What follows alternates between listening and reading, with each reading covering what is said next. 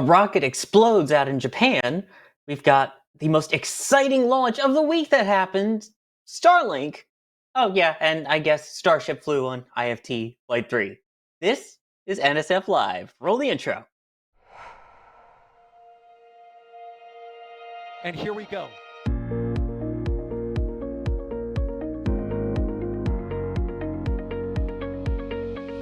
We have liftoff. Propulsion continues to be normal. R68 chamber pressure looks good. Following up. Roger, roger, Atlantis. Water towers fly! Yes! Echo down to nominal.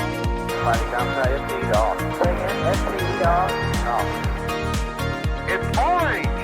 Orange 25! Oh my god! Oh my god! Decollage. What is it? Put that in the big bag, you know. 343 unfolds to go. Indeed. We rise together, back to the moon and beyond. The methane would be igniting in the flare, correct? Yikes. You read? Sure. We don't need any more of these.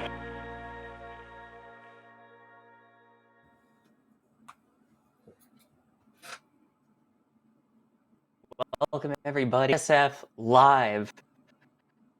It has been, to say the least, but it is so good to be back here with the crew talking about all the exciting things going on in the world of rocketry, and I'm sure there's a giant elephant in the room that we will be discussing as well.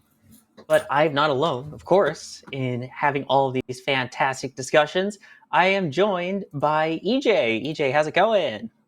Oh, it's going. It is going. I mean, how's your week been? I've been lost a little bit of sleep for, no particular reason. It's good. I don't know what you're talking about. There's Yeah, nothing it's that happened very that weird, caused man. any of us to not sleep. Yeah. And I'm sure it's probably the same thing for Trevor, who's also joining us, right, Trevor? Nothing keeping you awake at night. No, I mean, my classes got canceled today, which, I mean, that was really sad. That may keep me up tonight, but aside from that, I slept great every night this week. Yeah. Yeah, nothing crazy happening yesterday, a little after 8 a.m. local time in Texas. No, of course not. And we will discuss that shortly. I also want to thank Patrick, who was behind the scenes, pushing buttons, pulling the levers, and everything going on behind the scenes for this at SF Live. Patrick, don't And push too many as buttons always- and levers, okay? Not too many. I'm sorry. Just don't push too many buttons, all right? We were talking about this. Anyway. With the box wipe transition, I think that pushed may the have been button, that yes. kind of a lever. He pushed the button. He did it. And this is Jake. He's my cat. He's going to probably be jumping up a lot over the rest of the show, but oy, there we go. We'll have him jump down for just a moment here. So, of course, we will get to Starship. We will get to your questions. Reminder, you can tag us at NASA Spaceflight, and we will do our best to answer as many of them as we can. And before we... Oh, is that a challenge? Yeah, sorry. But of course, before we get to that, we did have another rocket make its debut flight this week. It didn't last very long, though, and ended quite explodey. Who wants to take that one here? Kairos? Oh, I mean, I'll take a stab at it, and then, Trev, I'll hand it over to you. I mean, this thing, the launch looked great for, like, the launch. Right after that, though, it was not great. It was pretty bad. I mean, we don't really know exactly what happened there. We do know that it exploded. I think you can surmise that. You can tell that it exploded because of the way it is. Yeah, that's pretty neat. I mean, okay, so on a more technical note here, something, I don't know, it could have been the flight termination system, or they had a casing failure. That's kind of what I'm thinking. It looks very much like the forward casing, or the forward segment the forward casing on the first stage decided it didn't want to do its job anymore. Now, whether that's due to the flight termination system or not, we don't know. We haven't heard much, and if we do hear something, it's going to be in Japanese. So then we have to translate that. So we have to hear something like twice. Anyway, Trevor, what do you think? Flight termination system, or do you think the casing failed? I believe we got confirmation that AFTS was triggered on the vehicle. So I don't know if we know exactly what data the vehicle wasn't happy with, but at some point it did trigger its AFTS system, which then caused the vehicle to explode. The good news is, at least visually after the launch pad seemed to be in decent condition. It also kind of had a Falcon 1 Flight 1 moment where the payload that was on top landed like basically right by the launch pad. So hopefully the company got some really good data that they can use for their second flight. But again, it was a maiden flight. It was the company's first launch ever. So frankly, a failure was kind of to be expected here. Then let's just hope they got good data. And let's also hope they have good insurance. Yeah. Yeah. But yeah, it looked so smooth at first. That thing zipped off the pad, and then the ignition looked great. It was really good ignition. I mean, that's one of the most critical things with the SRB, right? Is right when you turn it on, like engine start. This thing looked great. Now, I mean, I don't know if it. I mean, I made a mistake a little bit earlier, guys. They did that the flight termination system did go on, so it wasn't a casing failure. My fault. I've been distracted by other news this week, to say the least. But yeah, okay. So it was flight termination system. So yeah, I mean, Trevor, you said something wasn't happy with it, right? So I mean, it could be off nominal guidance. It could be a conservative parameter for the termination system. That's a thing, right? Like you set the parameters tight, and if it just skirts going out of its track for a second, just bye-bye. It certainly looks from this video that Patrick is playing like it veered over really quickly, right there. That seems like pretty rapid. So I wouldn't be surprised if that was slightly off nominal and that's what triggered it, but I'm not a rocket scientist. I think we saw the payload get shot out the top there. Yeah. I think the satellite came off. Yeah, that's a problem if you're trying to get it into space and it detaches like that. For some reason, this reminds me of that the famous, I think it was the Delta III launch. We've had an anomaly. Yeah, exactly. That was the first thing that went through my head seeing that. Dude, yeah, no, I'm right there with you. That's why I was talking about casing failure. I was like, huh. There was a Delta II launch in 97 that did this, and turns out there was a crack in the casing, and it did exactly that. So Alex is clarifying in the back channel that the way that AFTS works on this vehicle is that it breaks the motor at the top, so it looks like a casing failure at the top. So you're half right, but the reason was because it was AFTS triggered, not because the booster or something like that triggered. So yeah, that was a good observation. Good. Yeah, no, their termination system is right at the forward dome on that casing, and actually because in Japan they were using an interlaced picture, when I was scrubbing through it, we were able to see right where it exploded because it kind of had an in-between frame between interlacing. If you know how that works, right, you get kind of in between frames, and we saw exactly where the explosion came out. Nerds. Yeah, what are you gonna do? Oh, nothing. But I'll be honest, for those who don't know what this company was even going for and what the rocket is, was this a solid rocket, a liquid-based rocket, mixed, Carolox? What do we got on it?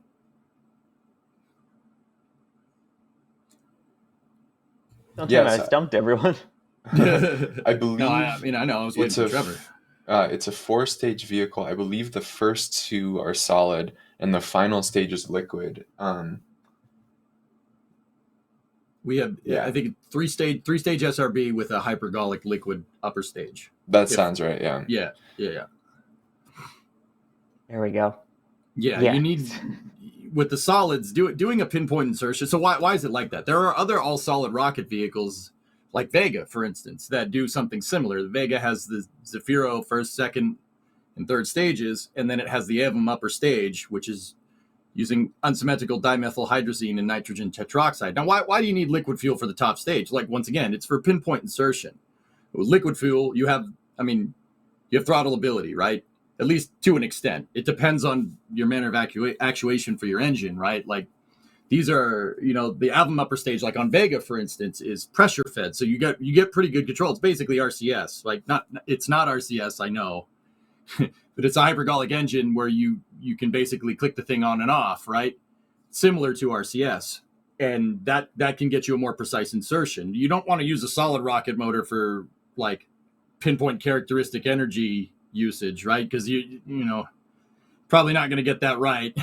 There's always perturbing forces when you're going up into space, and solids are kind of a brute force way of getting things up there. I mean, it works, but yeah, that whole the transitions. I'm sorry. Oh, they're great. I love them. I mean, yeah, it gets up there, but those things are, you light them and you say goodbye. There is no turning it off. It's going or it's Yep. blowing. There are some vehicles, though, that do have a solid insertion stage. Like Cygnus is a pretty famous one, where the first stage is liquid and then the second stage is solid. And the way that they're able to get anywhere close to an accurate orbit with that is they do a test firing on the ground where they, make a big batch of the sludge that goes in these SRBs, or in the solid second stage. And then they burn it on the ground and figure out what are the exact properties of this sludge mixture that we made, since it changes a little bit. And then from there, they're able to have the first stage shut off, determine on what the performance of the second stage is going to be. When normally it's right, you get everything you can out of your first stage, get rid of it, and then your second stage determines when it can stop burning. So it's definitely an interesting thing that some companies are choose to do. Yeah, I mean, and then after that, you have Cygnus on top, which uses its onboard systems to get into the precise to get into the precise orbit. But yeah, dude, that Castor 30 XL on Antares, good call.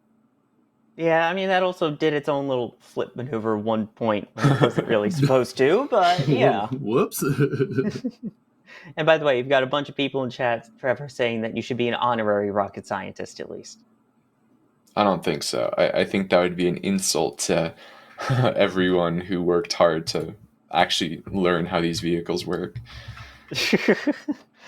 I mean, we read books and stuff. That's something. Sure, maybe not learn how they work, make them work. Fair enough. Okay, so basically, Trevor, don't give you the Bernie aluminum that goes inside. Got it. Let's see if we have any questions from you guys in particular about this launch. A couple of people noting, like you were saying earlier, about that tilt that it had on its way up, that seems a little too much. It may have been a little too much, but there are other vehicles that are all solids that do a pitch over, and it's a steep pitch over right out of the hole. Minotaur 4 and Minotaur 5 do that. When you have the thrust of weight on your vehicle at your disposal like that, if you have it on tap, you can afford to grab turn a little bit early. In fact, the shuttle did the same thing. The shuttle's pitch over was nuts.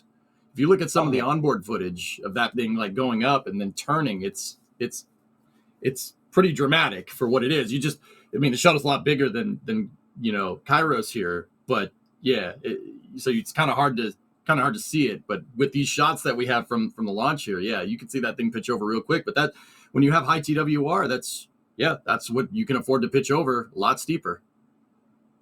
Yeah.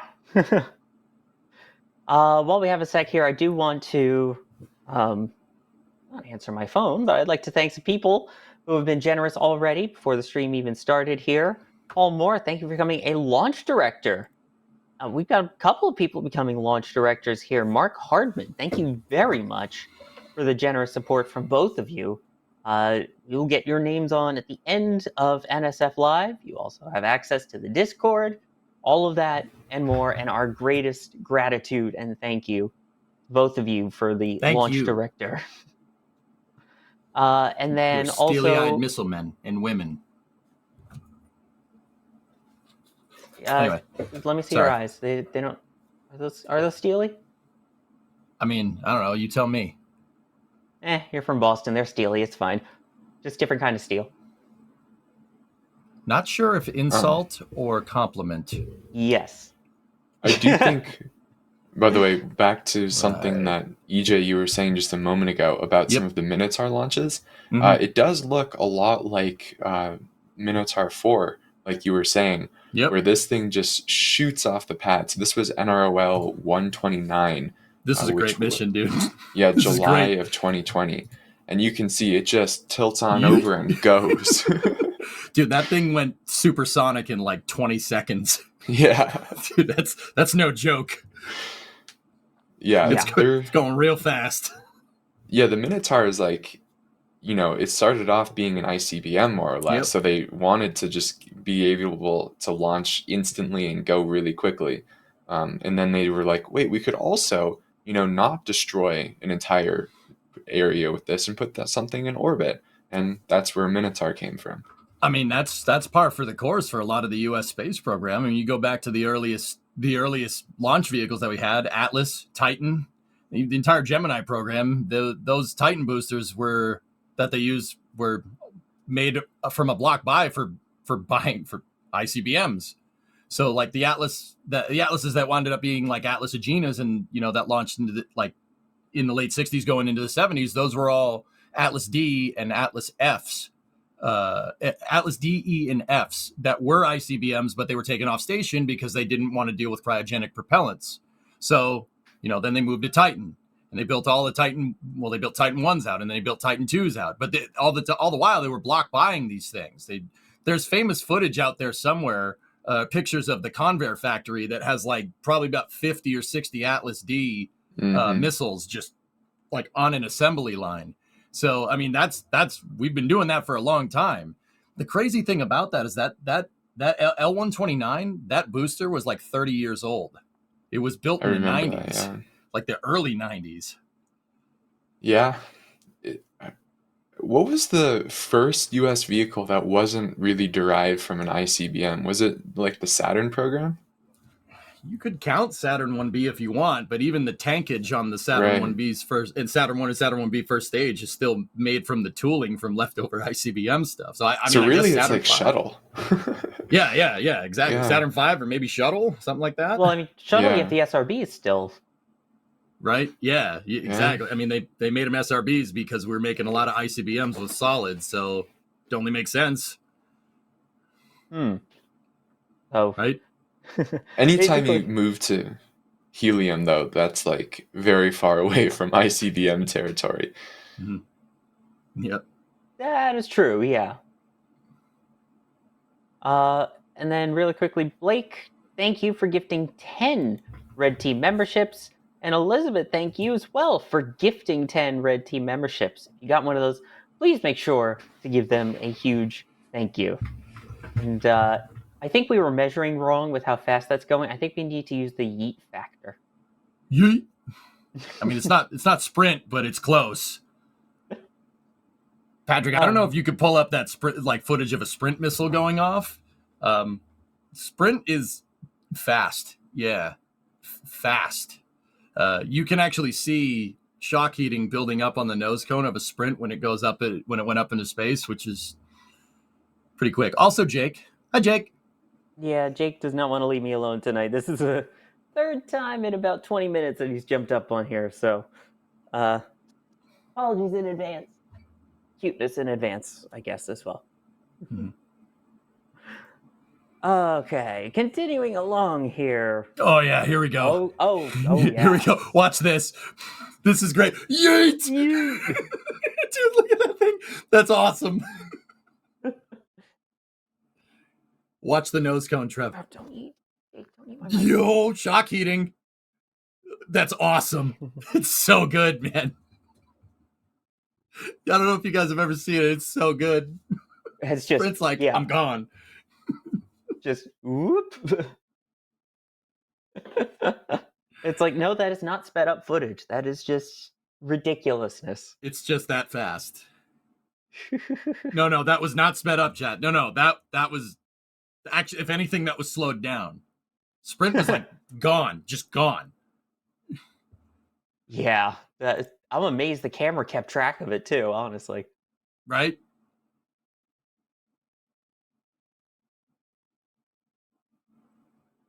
Yep. Yeah, that thing is just lumbering off the pad. It's like, okay, I'm going now. All right. Yeah, that's more of a yeet than a yeet.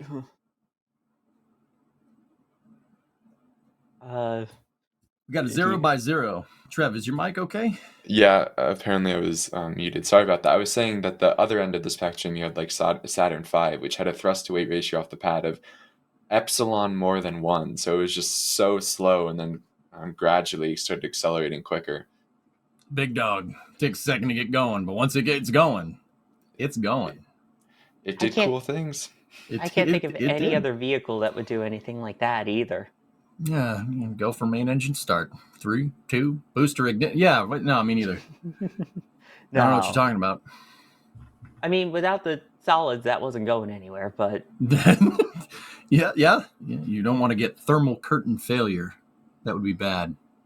If you know, you know.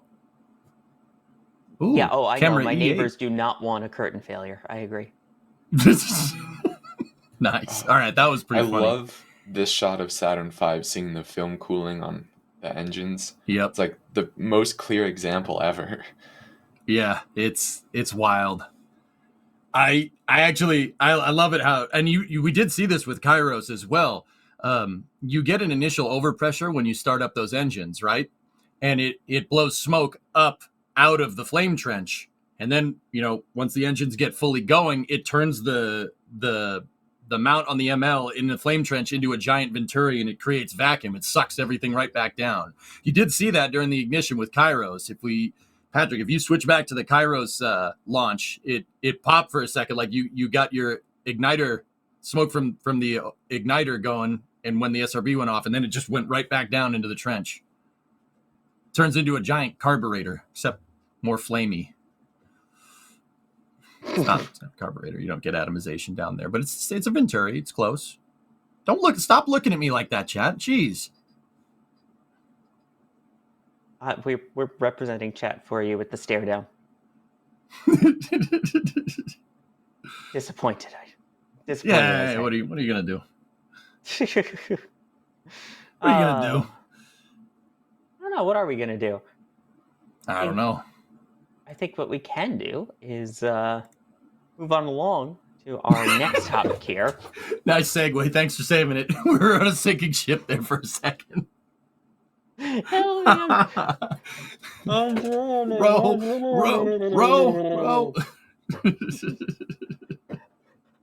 Anyway, we're pivoting. I was going to say back on the rails, but this show is never on the rails on Fridays now. Yeah, it's mostly because of me. I'm sorry.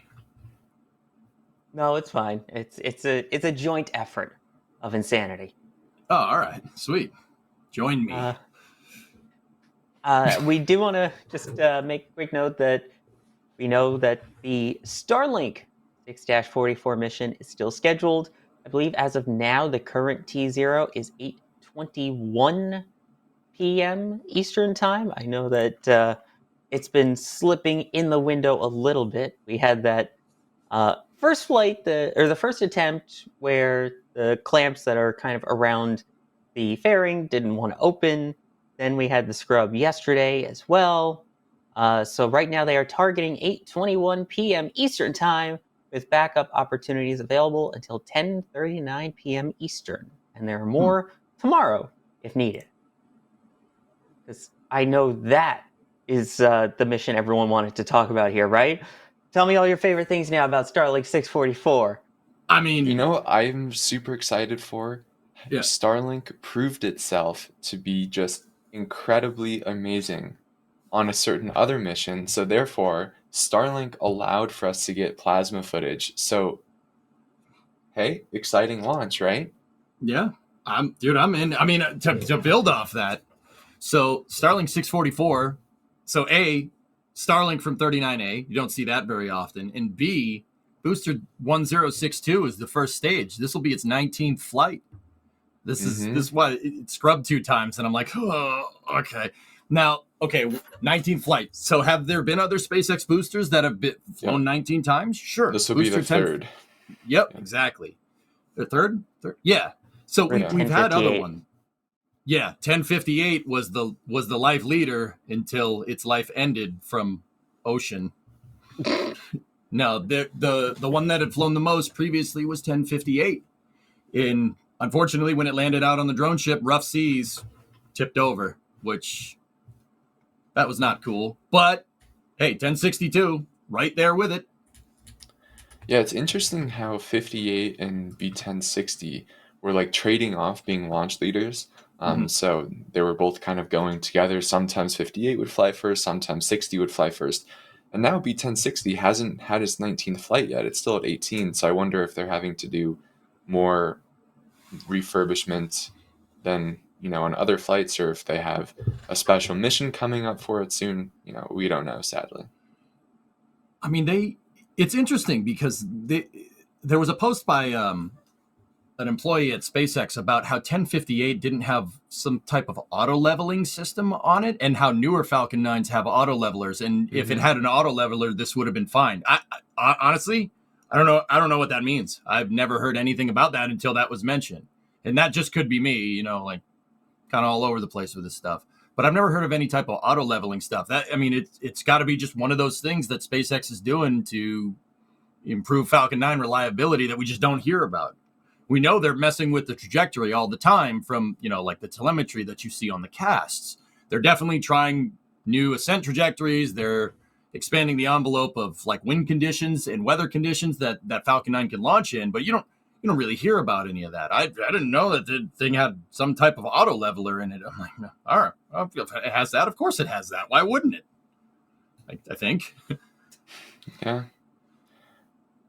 Yeah, so we'll keep an eye on that. Now, I think there's one other topic that we wanted to discuss tonight. I think it has to do with a empty launch pad that you see right there on your screen, following the successful flight of the third flight of Starship from Starbase, Texas. I mean, oh, gosh, I yesterday was unbelievable. It just, yeah. More replays, yes, please. Always love seeing that launch. I mean, talk about a beautiful mission and getting way farther even than Flight 2. I mean, what were your initial thoughts first, and then we'll get into the nitty-gritty details. Trevor, I don't know about you. Sawyer, I don't know about you. My initial thought was, whoa, that's flying. Oh, all right. Corbin, it moved. Oh, man. Like, Yeah. I mean, the whole mission, I was just kind of dumbfounded by what was going on. Like I reverted to caveman brain. I was covering it over on my end on the Twitch stream. Hi Twitch people, how are you? And I was covering over there. It honestly, that VOD is just me going the entire time. Trevor, what about you?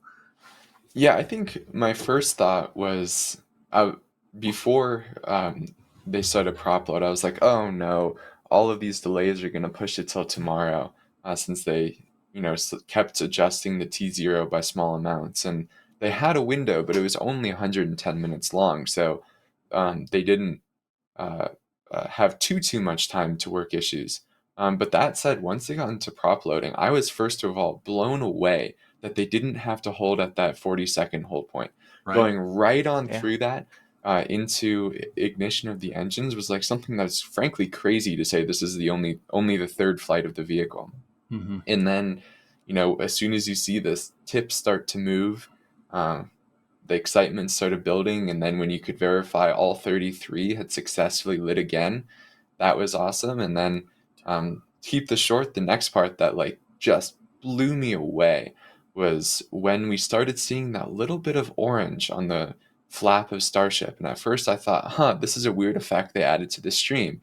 And then I was like, as it started building in intensity, I was like, holy cow, that is like plasma building around the vehicle. And that must be the coolest live views I have ever seen. Yeah, that's definitely Definitely up there. I mean, Sawyer, you can attest to this too. We we're from the shuttle era, right? Like we definitely had shots inside of the shuttle during NASA coverage of shuttle entry, descent, and landing in the past. Definitely had shots on the inside. And there was an experiment that was fitted to Shuttle Columbia in the 90s or late 80s, early 90s called the Silts Pod, which was actually a camera mount up on the vertical up at the very top of the vertical stabilizer on the shuttle, looking down at the wings. And that was an optics package, but they only used it for a little while, and then they took it out. And actually, that the pod was up there until Columbia's final mission, right? So we did see reentry footage with the shuttle. It was a thing, but not like this. Not like this. This was on another level. It's orange. It is orange. And It's also backward. Yeah. Well, yeah. The other thing with the Silts Pod is they never really broadcast that live. I mean, we never really got to see this glow live, and yet with the, like we were talking about before, the thanks of the Starlink network and how that's beefed up, the fact that we could actually see the plasma forming and growing, even as it gets later on, where you can see the plasma interacting with the signal from the camera coming back down to mission control.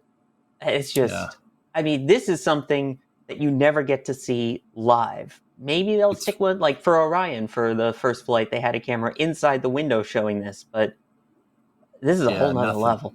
Nothing like this. I mean, and also the fact that, Dan Hewitt during SpaceX's cast, which was the gentleman that had all the boosters behind him on SpaceX's cast, he was a PAO for NASA for a long time. Great commentator.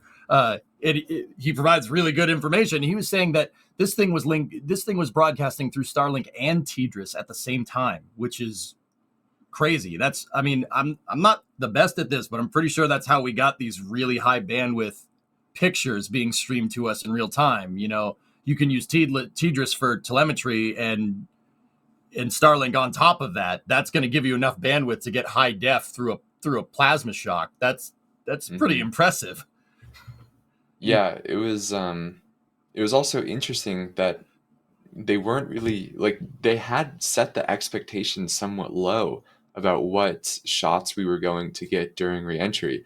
So I was kind of like, oh, we'll maybe get data and that's it. And then when they bring us this live, like, I honestly just was like losing my mind, and I still can't believe that these views are real.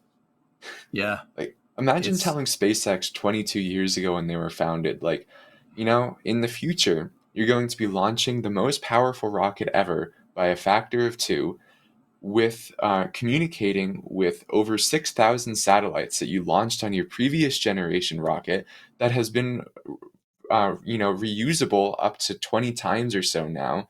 And all of that was done privately. Mind It's blown. Yeah, and so Starship Flight 3 launched on the 22nd birthday of SpaceX. For the people that don't know that, it launched 22 years to the day of the company's founding. They did talk about it at the end of the cast. Yeah. And Kate Tice had the amazing Taylor Swift reference, which on an official SpaceX stream was like just the cherry on top. Yep. I don't know about you, but that was too much. No. I mean, Trevor, you must have loved that. Oh, yeah. You must have loved that. Oh, just the views of that. Again, I think that's something that was also really interesting in particular about this launch, just from the perspective of viewing it, is the amount of cameras that we got. I mean, besides the fact that you've got this one on the tower here that is just, I could watch that all day. I mean, we saw so many little details. We were able to see the hot staging from on board one of the fins there. You had the grid fins moving around that we saw on the first stage of the booster. I mean, this felt like a totally different launch from a visuals perspective. I don't know if you felt the same way, EJ. Absolutely. I mean, just some of the like, I mean, as you know, I'm echoing Trevor's words here, but the footage of the plasma shock accumulating underneath the wings, like it's not shock accumulating underneath the wings, but the plasma that was accumulating there, like the views were insane. Even the views from just on orbit with the sweet elevator music in the background. I didn't know I needed elevator music with low Earth orbit views. I didn't know I needed that until that point. That's a thing now. I want more of that. Please, more. Like, that was awesome. I don't know why, but it worked. It's a sweet elevator, right? Yeah. Doesn't have to know how it works, just that it worked. Although I think I need to be changing my Spotify playlists now. Yeah, I know what you mean. I mean, dude, I even think- look at these shots here. Like, The go ahead, mock- Trevor. Sorry. The mock diamond. Oh, it's so good. My Oh my overall vibe with this, whole launch campaign into launch is like this finally feels, like it's approaching an orbital vehicle, a vehicle that will take customer payloads to orbit. The process up to launch was overall rather clean. They only did 4 stackings. They only did one.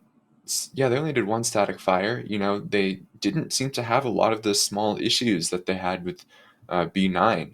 And then Ascent looked super clean and, got further with booster and reentry, got ship on orbit. Did lose attitude control from what we can tell, which we can talk more about here in a bit. But it really struck me as that this vehicle is becoming real. Yeah, I'm with you. I agree with you 100%. It feels different. We were at an impasse, like not an impasse yesterday. We were at an intersection yesterday. We took a left. We took the left at Albuquerque, man. This definitely, it feels different. Seeing that thing up in space, opening up the payload bay door, and folks in chat saying, they opened up the payload bay door and seeing all the stuff get vacuumed out. Yeah, we are. And then the plasma views on top of that, we're something feels different. I don't know if I can put my finger on it, but we're on the precipice of like ridiculousness for low Earth orbit access here. It's nuts. That should be the new slogan instead of Gateway to Mars. Precipice of craziness. Precipice of craziness. You heard it here first. By the way, shout out to Sean who shot that footage, the slow-mo that you just saw of that liftoff. The team that was out there did a ridiculously amazing job covering this launch too. So I just want to give a huge shout out to them. And of course, we'll be sure to shout out all of the people whose video we get to show on air from our amazing team. So just wanted to point that out. Good dude. Yes. Including, we've got this launch video right here as well from D, who was out in the field. D Wise. Yeah. That's Derek's footage. He did real good. Real good. They did especially phenomenal. The tracking camera. Yeah, watch this, guys. This gets ridiculous. Unintentional tracking camera. That was just the force that knocked it over, but you could still see it through the clouds. Hey, I'm not complaining. This is real good. Oh, no complaints. It's just it's a Starship assisted track. Yep. That sounds good. I enjoyed Doss's tweet of "This is AutoTrack V2." Yep. That's why I said it exactly. Exactly. And all of them, by the way, do have metal prints from the launch now available at shop.nasaspaceflight.com. So if you had one that you thought maybe you saw as a favorite on their socials, or you want a commemorative one, check out the metal prints section. There's some really, really amazing ones that the team got up yesterday and today, and it's just beautiful. You can see some of them right there. I mean, Chris, you all right? Chris, you okay? Yeah, what? He's fine. He's fine. Typing is hard. What? in the chat.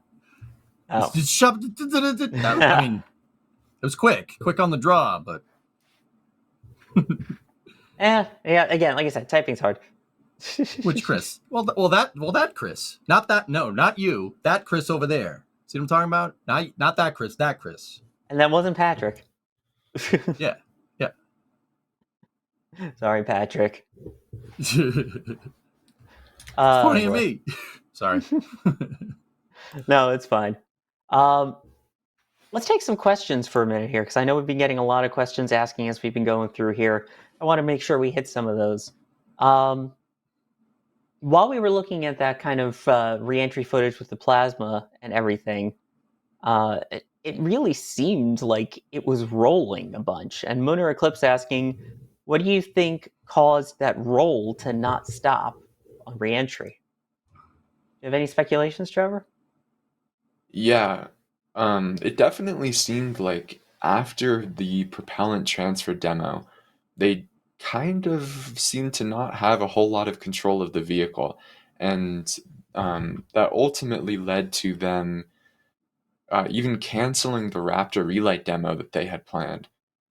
So this could be for any number of reasons that we don't know. It could be a valve that was stuck. It could be a valve that was stuck, closed, or open. It could be they. I think this is unlikely, but it's possible that they ran out of gas or they had slightly less control um, than they expected. Um, but we're really not sure. I was a little bit surprised that once the plasma started forming, there wasn't more control authority from those fins that they could use to um, uh, orient the vehicle. But yeah, definitely during coast, they did not have any attitude control of the vehicle, and that's especially clear of if you stabilize the video. I saw this on X. Then the whole vehicle if you stabilize like the Earth's motion, the whole vehicle is like going around in a circle, and it's like, yeah, that's not nominal, but still, right, this is a test flight. There's a reason why SpaceX put this in a suborbital orbit, and there's a reason why they uh, wanted to, they said at the beginning of the streams, these are ambitious tests. And I'm sure they got a buttload of data. And that data is what's going to allow Flight 4 to probably do all of these things successfully. Because just look, everything that failed on Flight 1, they nailed on Flight 2. Everything that failed on Flight 2, they nailed on Flight 3. So this just shows that, this is the philosophy that SpaceX is going for on this vehicle. And I think we can expect more failures before they successfully, splash splash a ship down. But they're getting further and further, and this is what's going to allow this rocket to be revolutionary. Yeah. Also, I'd like to add that buttload is an industry term. I've heard Is that, people in the industry say that. Is that imperial or metric buttload? Well, material. Sure, that's a thing. Yeah. But it was also interesting to see just the thrusters actually firing in space. First off, which just venting some of the onboard gas there. I think that's really cool to prove that worked. But we saw a lot of it during the flight, and then that end of flight, though, it seemed like there was a lot of fighting with everything, like you said, between the flaps moving and those thrusters. But it was nice to actually see them finally working in space too.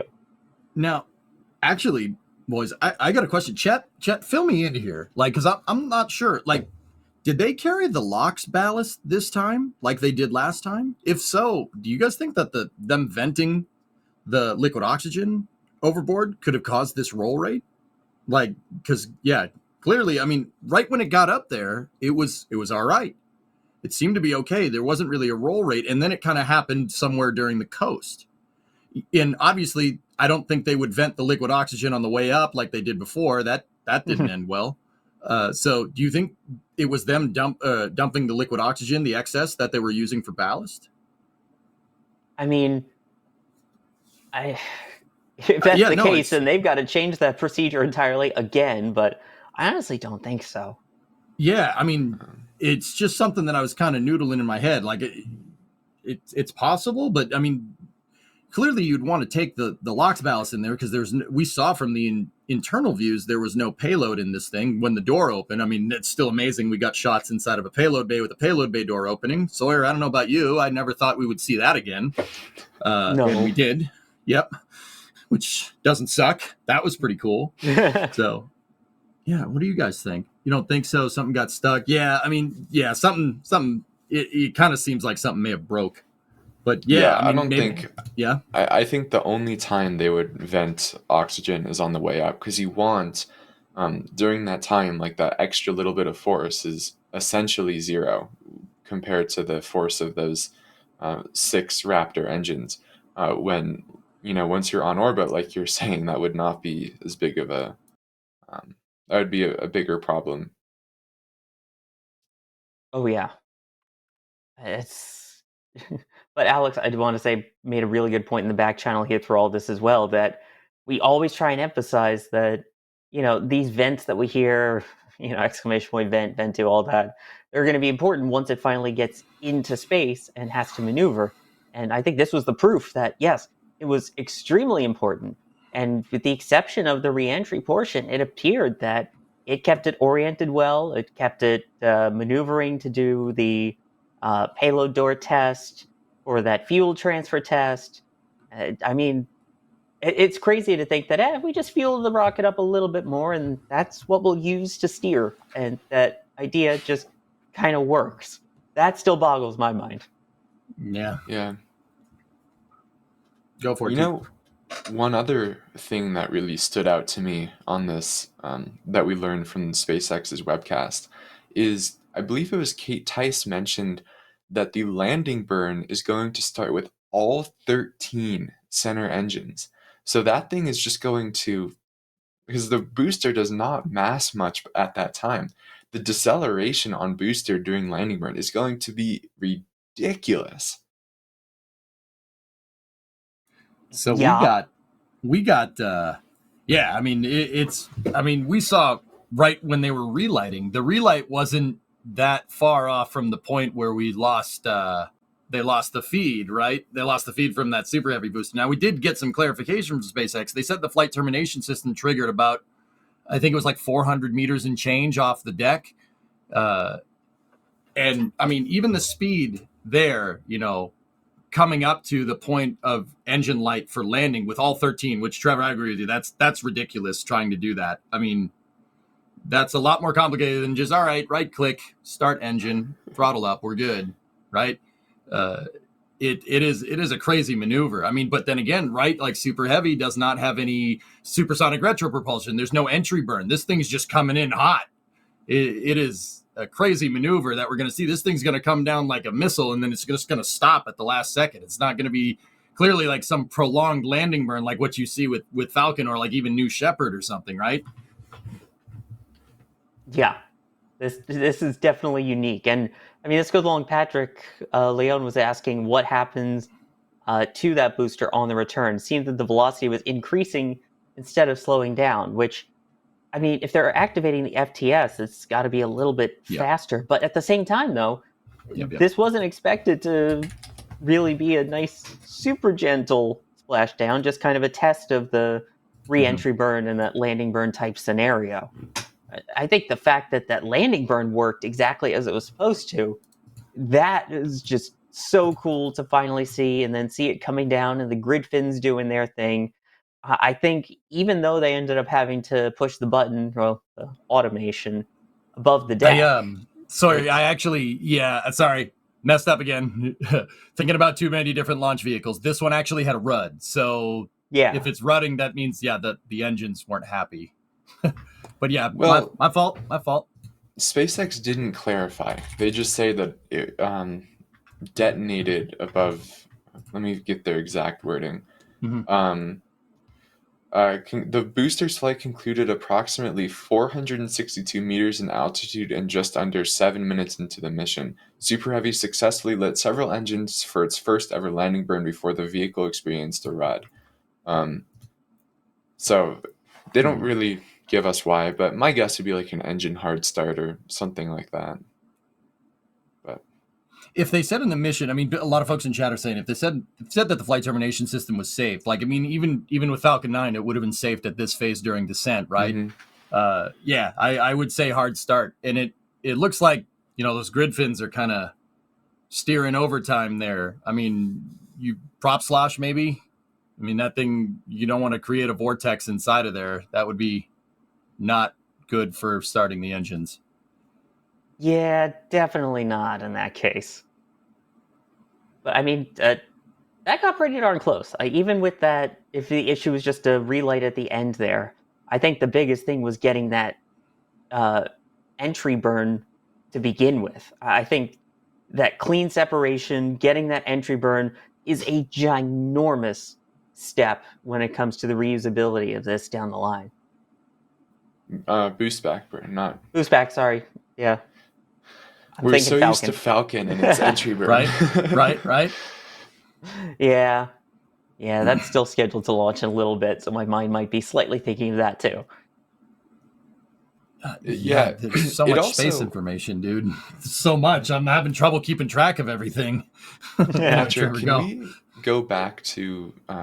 I guess we're about to be landing burn, because it certainly seems to me like they didn't have as much control as they wanted. Right, we see the grid fins trying to fight the tilt of the booster, but like couldn't keep up, or maybe it was doing too much. Maybe a grid fin stalled, something like that. We have no idea, but it certainly didn't seem like the grid fins had full control authority before those engines ignited anyway. Like this is very aggressive movement compared to what we've seen on Falcon. This oscillation.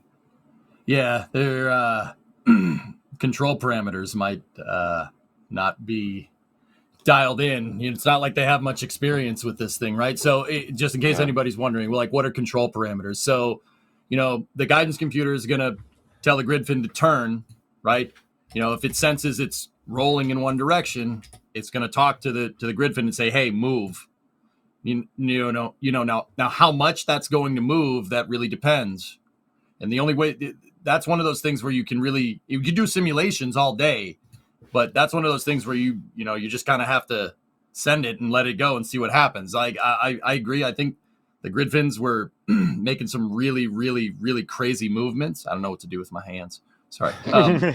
They were making some really crazy movements, and I think the parameters are obviously not dialed in. But if that's not a hardware problem and it's a software problem, I can't predict the future.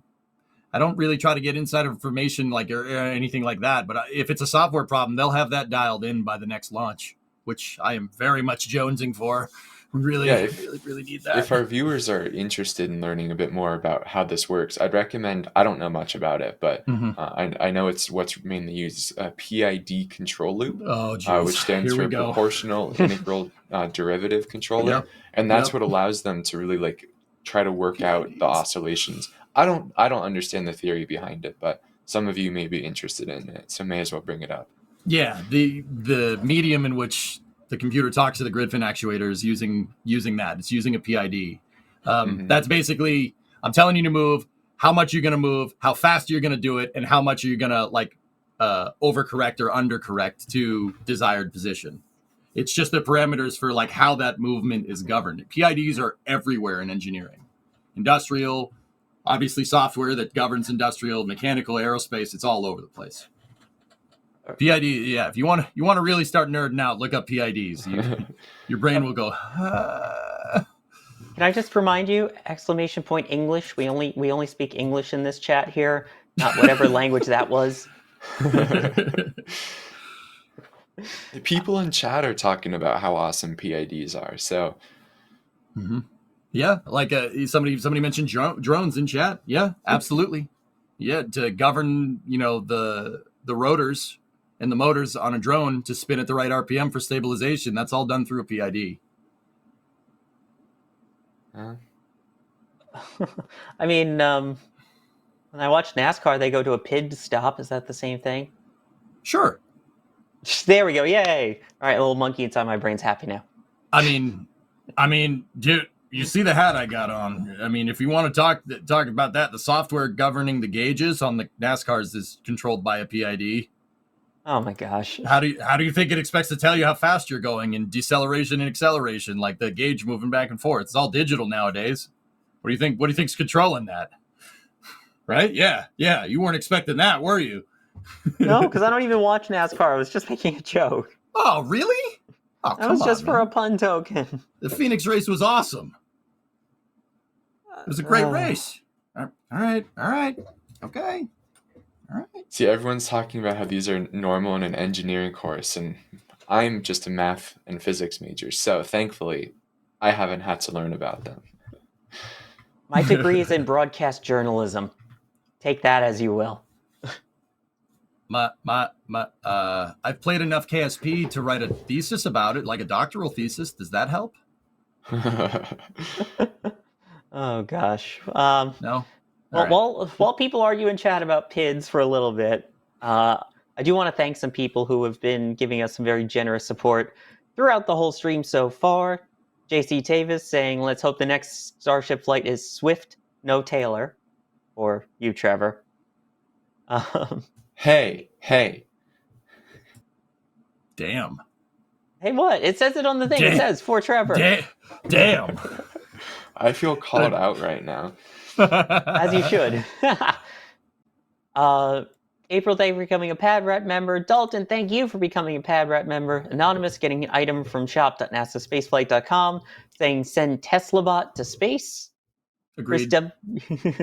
Chris W, thank you for gifting a Red Team membership. I'd rather be flying an X-Wing saying, nice shirt, Sawyer. Looks a lot like one I have.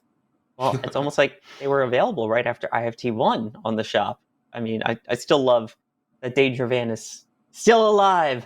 Danger Van lives even after 3 flights. Nice. Eric, thank you for gifting a Red Team membership.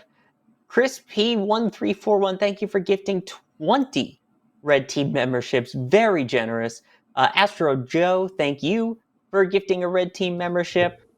Daniel, thank you for gifting 5 Red Team memberships. I love when you guys gift memberships. It gives so many people that otherwise wouldn't get a chance to enjoy the perks enjoy the perks, get to see all the behind-the-scenes pictures, videos, all the extra stuff that gets added for members. So hopefully you get to enjoy that. And then, you get free parking for your van next to the launch pads. I mean, no.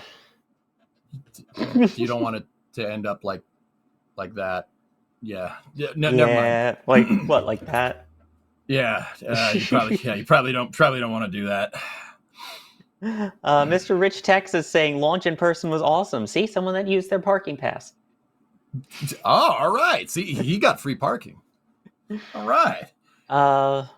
Here's a question from Steve who says, anyone notice the booster rapidly decelerate prior to engine restart for soft landing? Was the fuel being pushed up so that the engines didn't get enough fuel, therefore failed to restart? No. No?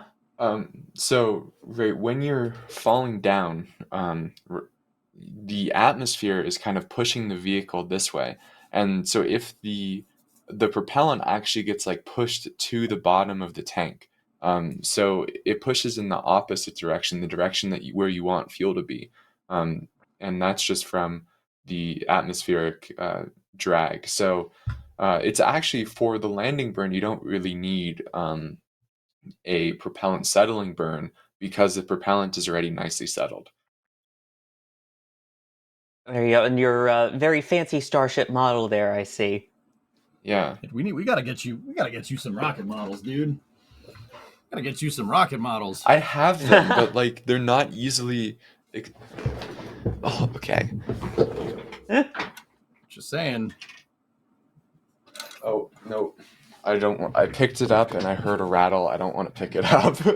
Oh no, dude! I have a big desk for this reason to get at stuff that I'm going to need to explain things. Like, I got the systems engineering book on tap right here. I have a banana that's probably chroming out. I have a CD player, right? Dude, I've needed it. Trust me. Also, you never know. You got to be prepared. Also, headlight and blinker fluid for all your automotive preventative maintenance needs. Duh. What, you don't have these? I have a Clementine. Oh, sweet. Can I have some? Sure, here you go. All right. Excellent. Back to rockets. Yes. And now on to something completely different. Thank you, John Cleese. Jimmy Yes, J my saying, such a proud supporter and channel member. So grateful to be able to donate to such a group of people and dedicated workers. And finally, downloaded Discord. Talk to you soon. Yes, definitely. All right. Tag us in Discord, in the members Discord if you join. That's for Capcom and above. Tag Jack as well. I give Please. you Yes, permission. definitely, Yep. Jack. Yep. Specifically. Yep. Do it. Also, tell him his bagels are not bagels.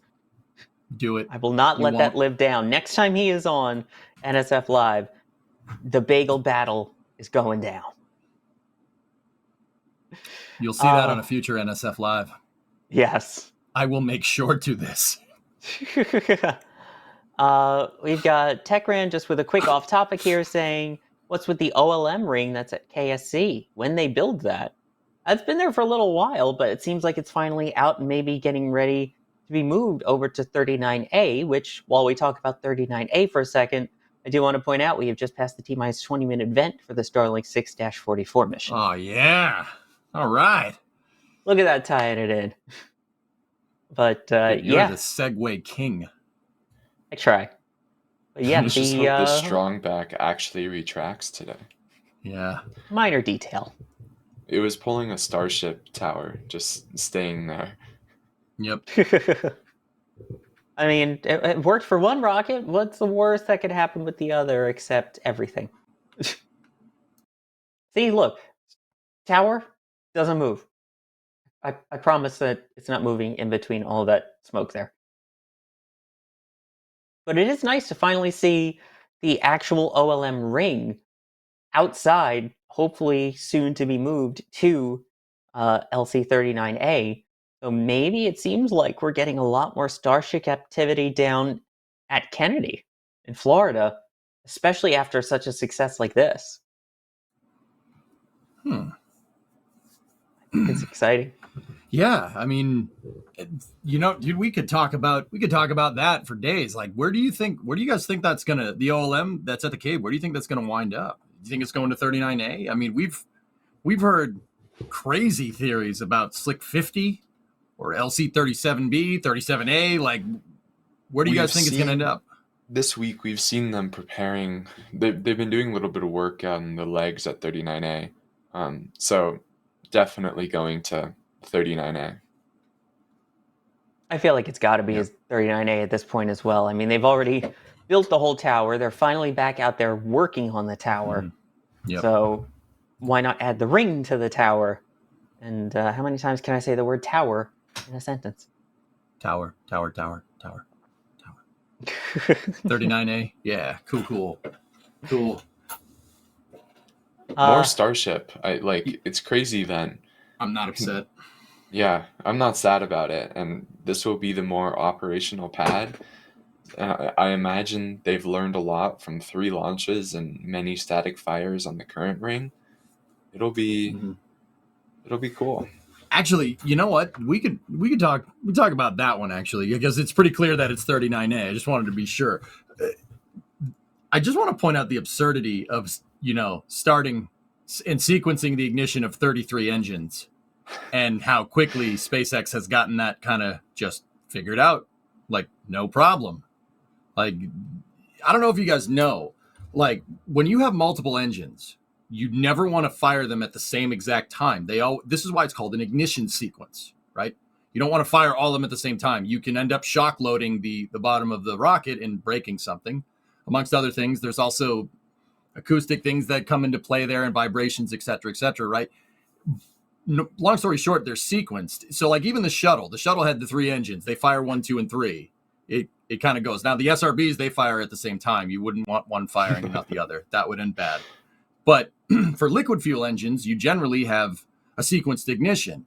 The fact that SpaceX has just been able to seemingly just have this super heavy booster, 9-meter core, 70-meter tall, Methalox, fully cryogenic rocket with full flow stage combustion cycle engines, just managed to just sequence a 33 engine ignition and get it right the second time, and then like completely hit it out of the park on the third try is pretty insane. I mean, I was talking about this earlier on my end on Twitch.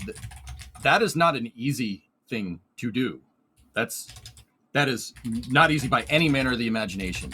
I mean, and the fact that they're just, nope, yeah, that works. Why wouldn't it work now? Is just completely ridiculous. I mean, that the booster, everything is contingent on that thing working correctly, right? We wouldn't get those crazy views of plasma or those crazy views on orbit, right? If we didn't, if that booster didn't work. The fact, I mean, you know, just dialing in 33 engines, you know, going around the horn and sequencing everything all at once is just, it's ridiculous. That is a ridiculous piece of engineering. And you know, we were talking about the OLM. The OLM is what leverages it. That's what makes it happen. That thing is a lot more complicated than just a donut with a bunch of pipes on it. It is an insane piece of engineering, truly. Donuts. Now I'm hungry. Thanks, EJ. Sorry, I had it on my mind. Also, you know, like It's okay, but yeah, I mean, this is finally. Ooh, he's got the model. It's finally cool to be able to talk about the Starship Tower again at 39A and not go if maybe possibly after yesterday's flight. I mean, it seems like it's as good a time as any to go back to full steam ahead at hopefully flying things from the Cape with the rate that they're iterating down there at Starbase. Yeah, it's crazy. What I'm looking forward to is to see if they end up shipping a booster and a ship from Starbase by barge over to KSC. I mean, that is going to be quite the arrival if so. I maintain there's zero chance that happens. Also, sorry everyone for my typing a second ago. No, it's all good. It's therapeutic. Yeah. I love it. Why do you say that, by the way, Trevor? Those vehicles are huge. And, right, you'd either have to, like, structurally reinforce them to the point where you can transport them horizontally, which would not be trivial, or you transport them vertically, which also doesn't seem trivial. It's the journey from Texas to the Cape is not exactly like short. Mm-hmm. I mean, You're talking about once like moving a Starship, they're at the Cape, right? Yeah, once they're at the Cape, how would you get booster and ship off and all right, transport them there? Let's think about this for a second. You're gonna need the infrastructure to get something from Starbase to Brownsville. You need a heavy dock at Brownsville. You could just go down Highway 4. I do believe that SpaceX actually built a road that is designed to move heavy equipment that connects Highway 4 to Port of Brownsville. Now, why Port of Brownsville? It's a deep water port. That's a big one. They scrap aircraft carriers in there. It's a big, deep channel to move heavy equipment and heavy ships in and out, right? So that gets us to the port. Now you're going to need something to move it. You need a big barge, right? So, I mean, I don't see that, like, we've moved bigger things with barges, right? But, I mean, fastening this down, that's going to be, I mean, even a super heavy, Trev, like, I'm kind of with you on that one. How are you going to strap that thing down? But then again, I mean, maybe a big octo grabber, I don't know, maybe an OLM insert, just weld that to the deck of a barge and send it from there. But now you need to get a heavy crane near a dock too. Think about it. You need something that can move a super heavy around. So we're talking about like that Liebherr 11,000 or Liebherr 13,000 with a power boom attachment, that the boom that kind of bows out on either side. You're going to need something like that to move it. Now, once again, I still don't think that's not doable. Like, you could do that, sure. Why not? And there's a great shot of Port of Brownsville. It's a deep water port. That straight road that's at the very bottom left of this picture, right? It's actually a little bit over more towards the left side of the screen. There is a road that SpaceX built that is specifically has a really, really deep subgrade. So yeah, there you go. That's the guy right there. That road has a deep subgrade and it's on elevated terrain. So, okay, infrastructure nerds, if you're with me, deep subgrade, elevated terrain, and then the corners are really radiused on the intersections. That means something heavy and something big is designed to, that road was engineered to move big and heavy things and potentially long things around, right? Like boosters, orbital launch mounts, you know, even like a tanker truck carrying fuel to the pad. So we do have a clear path to Port of Brownsville here. Now from there, where are you going to go? So you'd sail, I mean, obviously you're going to make it to Port Canaveral, right? Where they bring Falcon 9s in. But offloading where they offload Falcon 9s, you're running into the same problem. I mean, they do have heavy cranes there at the port, right? They have big cranes there that are designed to take the Falcon 9 off of the drone ship. But once again, where are you going to move it from there? You have to go through the south gate of the Space Force Station. Are those roads designed to move something that heavy around? This is stuff you really got to consider here, right? Now, I mean, if they have a barge that's the right size, you could make it through the Port Canaveral locks that are on the west side of Port Canaveral. And if you go from there, they can make it to the turning basin, like what the tower segments did. And Patrick, you're going along with me. I appreciate it, man. Thank you very much. Right? He's going along. He's anticipating it. This is great, actually. This is really good. I like this. You can make it through the turning basin, which is a heavy port that was designed to move 10-meter core segments with Saturn V. So you could absolutely do it. But see, Trevor, as you said, that was designed to move Saturn V first stages, shuttle external tanks later, and then SLS cores really much later on their side. We're not talking about heights here. There could be some height restrictions. There could be some wires like that you'd have to move like over the port. Do the drawbridges have enough movement at Port Canaveral to allow a 9-meter core to be vertically transported through there? These are the questions you need to ask. Like, once again, I don't think that's impossible. That would just be a very, very difficult thing to do. That's moving something that's extremely heavy. I mean, personally, like, I think like loading and unloading off of the crane, that's going to be a hard thing to do. I mean, once again, if anybody has the chops to do it, it's SpaceX. Like, they'll definitely, they're not going to get held up by, we can't move the booster over there. That's not the SpaceX. That's not the company we saw launch that thing yesterday. They'll figure out a way. It's like the muscular Doge meme. Like, bro, we'll move it over there. Don't worry about it. You know, like, move it over there. It'll be fine. I have to shout out Patrick during that tracking, right. Like exactly what you were saying as you were saying it. That was great, Patrick. Yeah, no, it was clutch, man. That was really cool. Very good maneuvering, yeah. I mean, I still want to see that thing just come by barge. They have big cranes. They have big roads. They have big stuff. Big rocket, please. Yeah, I'm with you. Absolutely. Yeah.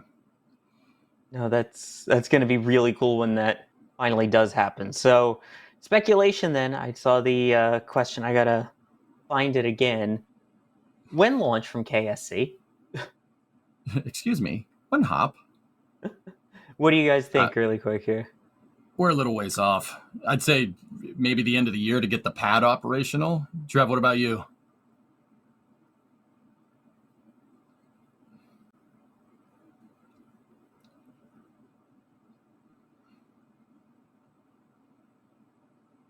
It is a unit.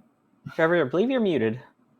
Oh, what the? I clicked unmute. I don't know what happened. No, I think end of the year would for OLM readiness at the Cape would be possible. The GSE there has been quite good. They've built that bonkers enormous liquid oxygen tank. The methane side of stuff seems to be going. Right, we've seen as of yesterday, launch ring is about to move. The tower is up. So that part I definitely see being ready by end of year, early next year. The part that I don't see being ready is SpaceX having vehicles.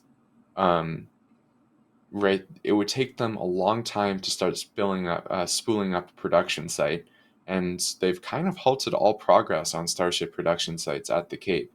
And then, as we were just talking about, maybe it's possible to send vehicles over to the Cape, but I'm not super optimistic on that. So, I don't know. I don't really see a launch happening from the Cape until some point toward latter half of next year.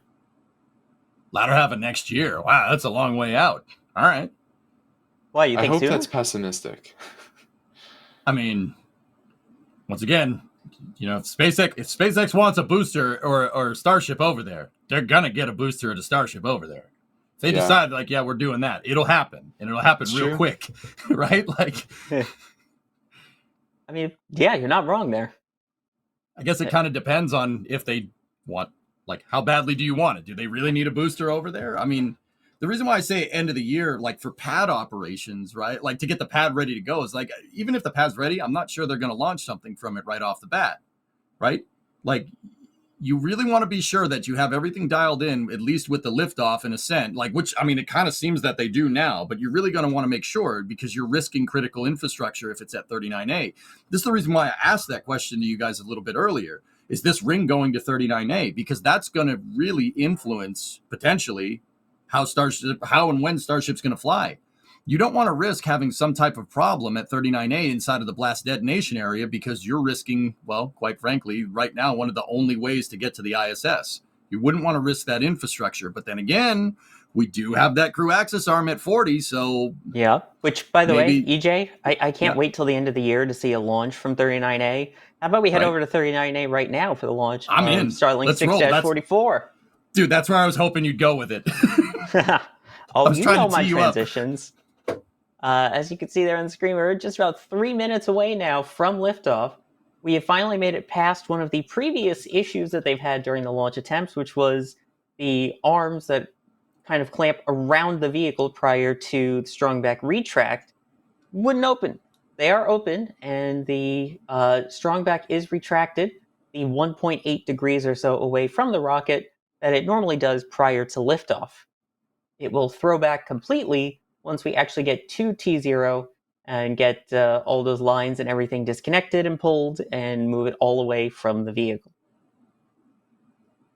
So this is another one of those Starlink missions with the 23 V2 mini satellites, and we are getting that much closer to launch. I mean, so inside of 2 minutes, we should see the second stage LOX load completion and the ground gas closeout happening here, where they purge all the commodities out of the transporter erector here, right, Sawyer? That's where we should be coming up on that here in a second. exactly. At about 90 seconds, there'll be a nice big old vent, kind of similar to the T-minus 20-minute best vent. And that one purges all the lines after everything's fully fueled. So you don't want any residual liquid gaseous oxygen or liquid oxygen in there, especially once you ignite things with fire. That could be kind of explodey, so we don't want that. Yeah, those are called hazardous gases in rocket science for a reason. Gaseous oxygen and liquid oxygen make things blow up real good. Real good. Oh, really? I thought everyone just kept telling me that I had eaten too many beans when they kept saying has gas. I mean, hey, synchronicity, man. It's possible that these two things are true at the same time, okay? We have confirmation that stage 2 LOX load is complete. Yep, there's the ground gas closeout. Exactly, yeah, you can see that vent that is totally normal. Coming up in just a few seconds, we should get confirmation of Falcon 9 entering startup, meaning that the onboard tanks will be fully pressurized to flight pressure, and the computers on board will take control of the majority of the count. Mm-hmm. And right then now, that will be followed shortly by the go for launch, hopefully, from the launch director. So we have 45 seconds or so now until the scheduled liftoff. Yeah, right now, with the command to start, Falcon 9's checking everything on board to make sure all the temperatures, pressures, valves, everything is working correctly. And that's only when that happens, when it signals back to the launch director that you're good to go, that's when the launch director will allow go. We have go for launch, by the way. Excellent. We are now about 15 seconds away. Coming once up again, Go ahead. No, we're coming up about 10 seconds here. We'll see the engines ignite at about T-minus 3 seconds. Let the Falcon, the Merlin 1Ds ramp up to full pressure, to full acceleration, and liftoff. Liftoff of Starlink 6-44. Go, Internet Satellites V2. Go. Send it. And that is SpaceX's 26th mission of the year, counting Starship. And the 19th flight for this booster. The third to reach 19. Amazing. I'll get a great shot from the port there. Here we go.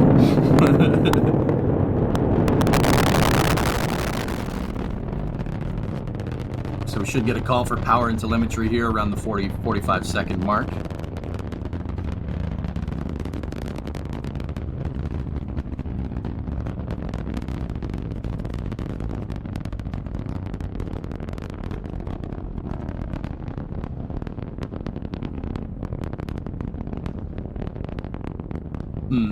That crackling. I don't hate that. I'm sorry. I just felt the need to say it.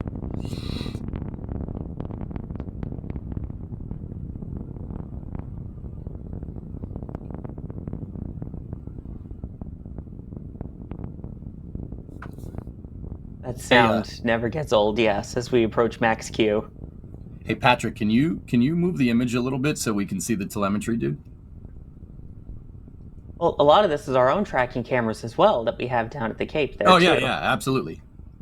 But yeah, continuing uphill, max Q, that's maximum aerodynamic pressure, pushing down on the vehicle. They throttle down the engines ever so slightly before throttling them back up to full thrust as they work their way towards Miko. Which, that is a couple events that happen in rapid succession, and just about 35-ish seconds from now, where you will have Miko, main engine cutoff, the 9 Merlin 1D engines will shut down, followed by separation of the first and second stages, and then the upper stage, the second engine start, SES-1, will continue on its way. You can see some beautiful flow phenomenon coming off the back there as Falcon 9 gets higher up. The pressure goes down, allowing the gases coming out of the engines to expand. Yeah, to get that plume expansion is always gorgeous. Everything appears to be looking good so far. Standing by now for Miko. But I'm sitting, Sawyer. So am I. Careful. We have main engine cutoff. And no ring stiffener. No stiffener again. We have separation and ignition of the Merlin vacuum engine there on the right side of your screen. That is SES-1. The booster, B-1062, is now continuing on its way towards the drone ship, a shortfall of Gravitas, located a little over 600 kilometers downrange. Oh, look at the Earth with the setting sun there. Beautiful. Oh, that never gets old. Yeah, I'm with you, man. I love how we're seeing some flow phenomenon from the second stage. The gas is coming out of the second stage over the grid fins there. And we have payload fairing separation as well. Yep. Jettison looked good. So far, so good. It's also really weird now seeing the grid fins back again on the Falcon 9 after paying such close attention to the grid fins on Booster 10 yesterday. Right. I can't be the only one thinking of like, wait a minute, this doesn't look like Starship. It's a little different. They deployed. What is this? Yeah, they were folded. Yeah, who does that?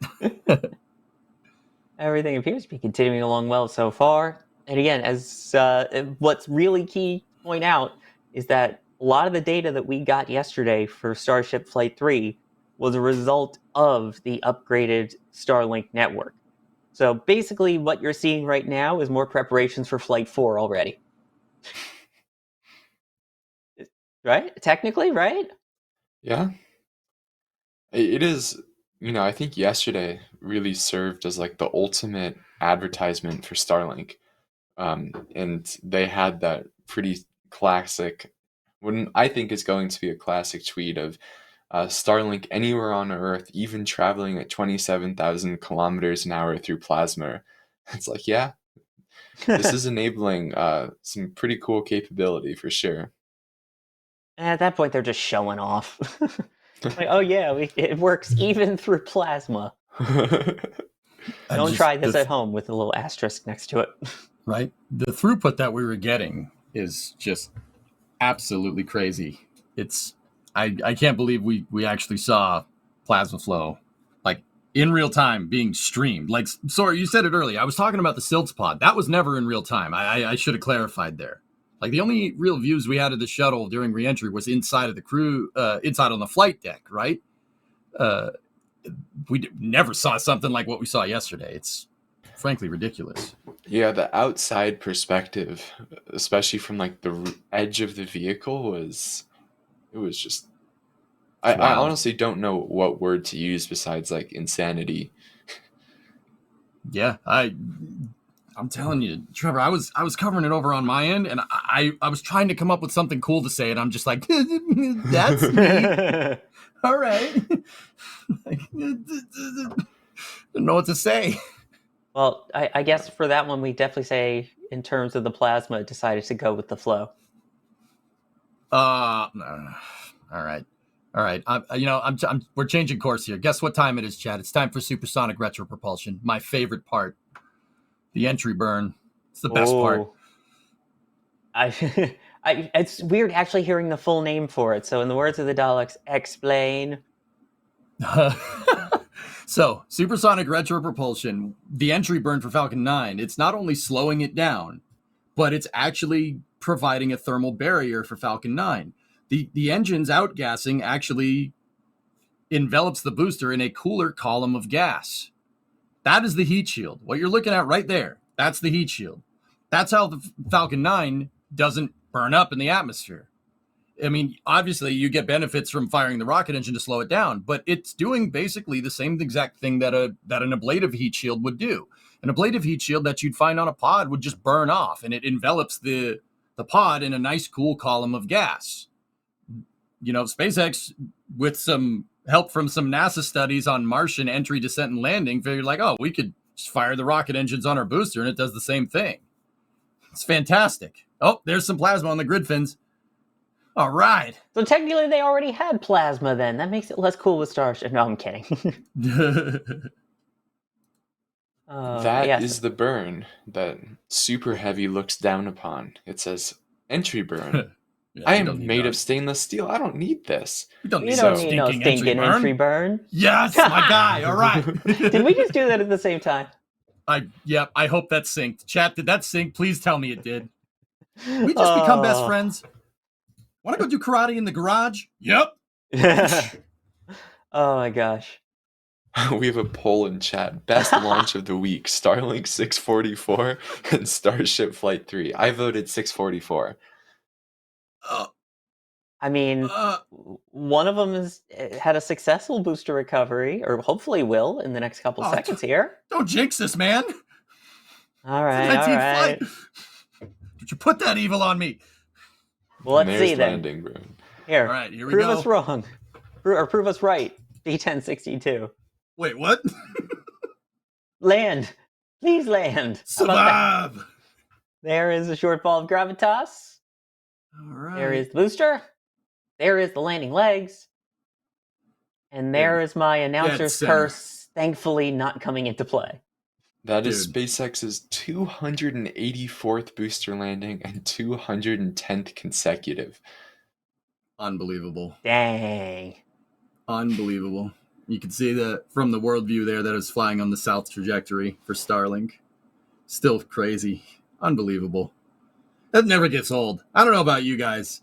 Like I don't get to hang around here in NSF chat much for the launches, but when I do, I geek out over Falcon. No, it's Stay nerdy, fun. my friends. Yeah, right. Stay nerdy, my friends. It's amazing. That never gets old for me. It's still cool. Like, I know Falcon Starlink has gone a little boring lately, but I mean, that's a 15-story building that just landed with like sub-meter precision on a drone ship after being over the Kármán line easily and just came right back down. It just, no, it's there. No problem. For the 19th time. Right? Yeah, 19 times. Yeah, exactly. Right? You'd be hard-pressed to find anything in the space program that's been used 19 times, except for, obviously, the shuttles, which are God tier. Yeah, that's now B1062-20. I'll take it. Almost old enough to drink in the U.S. Europeans are like, ha, pathetic. And now there's the debate going on in chat of, are we geeks or are we nerds? Girds? I prefer girds, actually. No, that's acid reflux. I prefer not having that. Oh, yeah, you're probably right. Anyway. Another successful SpaceX mission this week. Just adding it on. It's kind of funny. Someone before tonight had pointed out launches this week. Starship 1, Falcon 9, 0. They're now tied. Huh. Yeah, that's right. We are tied for number of Starship and Falcon 9 launches this week. So, pretty cool. I'm not upset. I'm not upset. This is great. Yeah. Now, I do want to continue to thank a bunch of people here that have been giving us generous support while the launches and all this other insanity has been going on. Commence with the thanking. Musical Wolves saying how surprised they announced 3X Saturn V thrust eventuality. And then Musical Wolves also asking, did Falcon 9 have sloshing issues during recovery at first? I don't ever recall that actually happening. I think it was more getting the thing aligned. Now, keep in mind that the entry burn is going to help you with propellant settling, right? It's not just, I mean, the entry burn will definitely help. So I don't ever recall them having trouble with prop slosh, but I don't think I knew what prop slosh was when they were first trying to land Falcon 9. So for Alex in the back channel, the answer is yes, it did. Yes, they did. There Yes, you go. in all caps. That's the whole reason for the grid fins, in fact, because of roll rates during entering the atmosphere, creating huge slosh issues. There you go. Also, Alex is pointing out something really interesting in the back channel that I didn't realize during yesterday's stream. So Super Heavy's peak speed at entry was 4,330 kilometers an hour.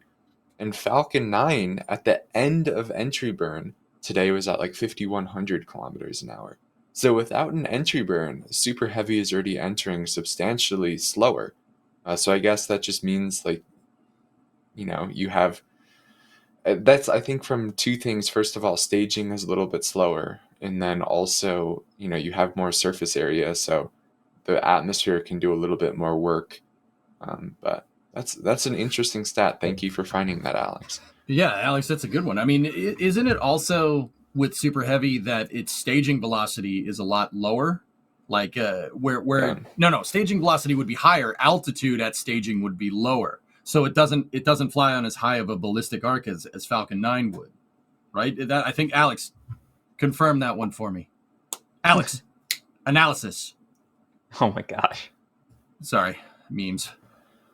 Yeah, and this just goes to really highlight the entire Super Heavy Starship flight profile is just Bananas. SpaceX engineers thinking like, how can we get more performance out of this?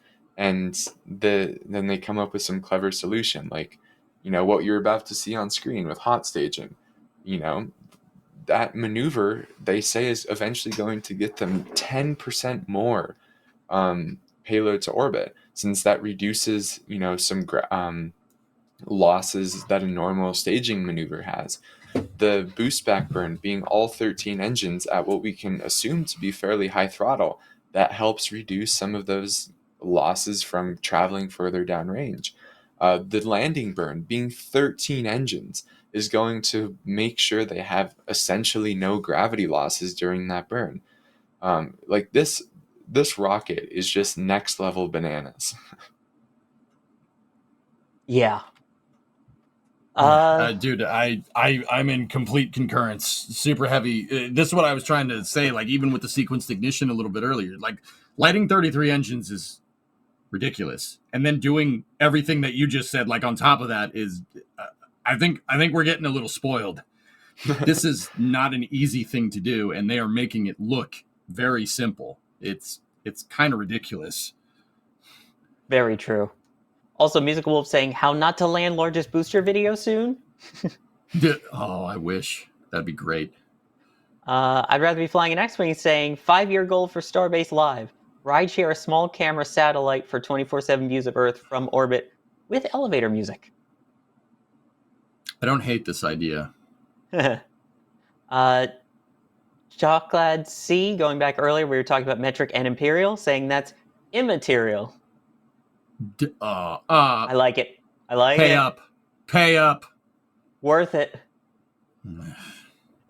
Roseanne saying, disappointed that reruns of Starship have usurped the joy of watching tonight's Falcon launch. I think we still got some joy out of it. I think that was probably before we, Yeah. That was when we were just all in on talking about Starship. Still. Grits, thank you for becoming a Pad Rat member. Donna, thank you for becoming a Pad Rat member. Steve with the $10 super chat saying, Trevor likes Taylor Swift? No wonder he thinks 120 FPS looks better than 24 FPS, even though 24 has higher quality per frame, assuming compression, which is everything. I'm a man of correct opinions. What can I say? Oh, really? You gotta bring the film into this? I'll save my opinion that 24 FPS is awful for when Jack is on stream. But it isn't. I'm with Jack It on is. this one. I'm sorry.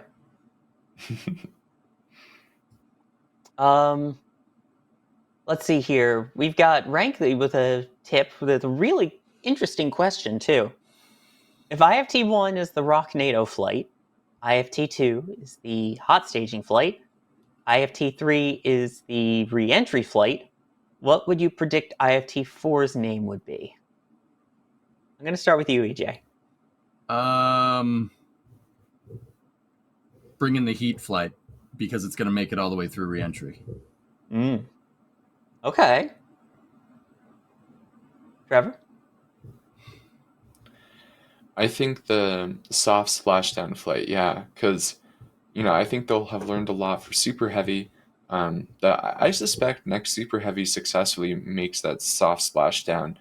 And then one thing that we actually haven't talked about yet is how good the heat shield looked after it was on orbit. There were not many tiles missing after that work that they did, which is definitely a promising sign to me that that when they're actually in the correct attitude, Ship 29 will be able to successfully re-enter. So let's just cross our fingers that IFT-4, both vehicles reach the Gulf of Mexico and Indian Ocean, respectively.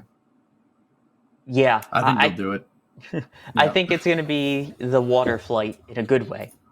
Yeah. Everything will make it down to the water exactly as planned. Let's see here. XOR asking, do we know how far off the booster was to its soft landing position? Do we know in terms of location if it was right on track or was it still kind of speedy?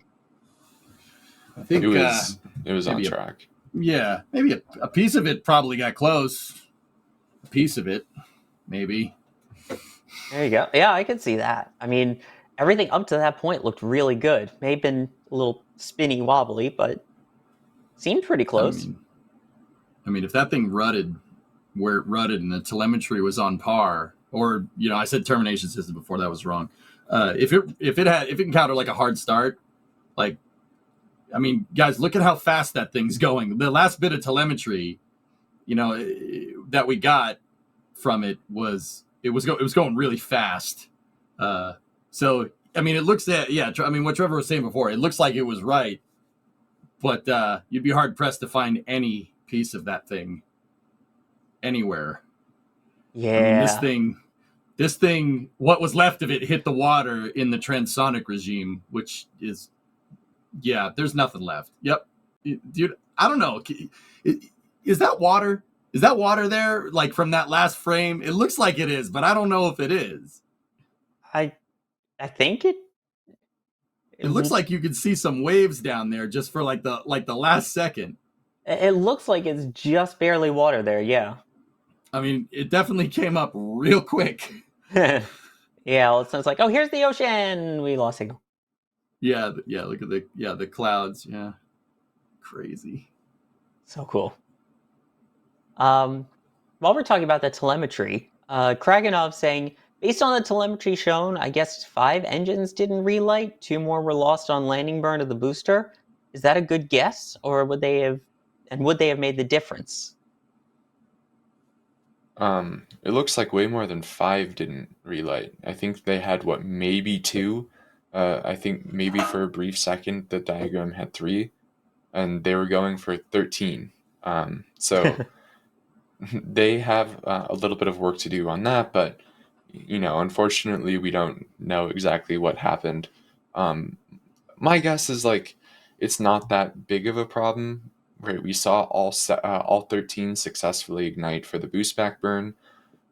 So then it's just, my guess is something happened to one of them that caused a hard start during that while igniting for the landing burn, and it seemed like the vehicle was having some other general issues, as I was saying earlier, since they couldn't really control that oscillation. So I don't know. I'm not too worried about it for Flight 4. Yeah, I think they'll hit it out of the park. The rate of iteration that we're seeing is nuts. Yeah, prepare for ludicrous iteration speed. Go! And along those lines, Elmad also saying, I switched to the feed and noticed it looked like the Pez door didn't close all the way, and there was a lot of debris, potentially tiles, falling off there. Do you think that could be a cause?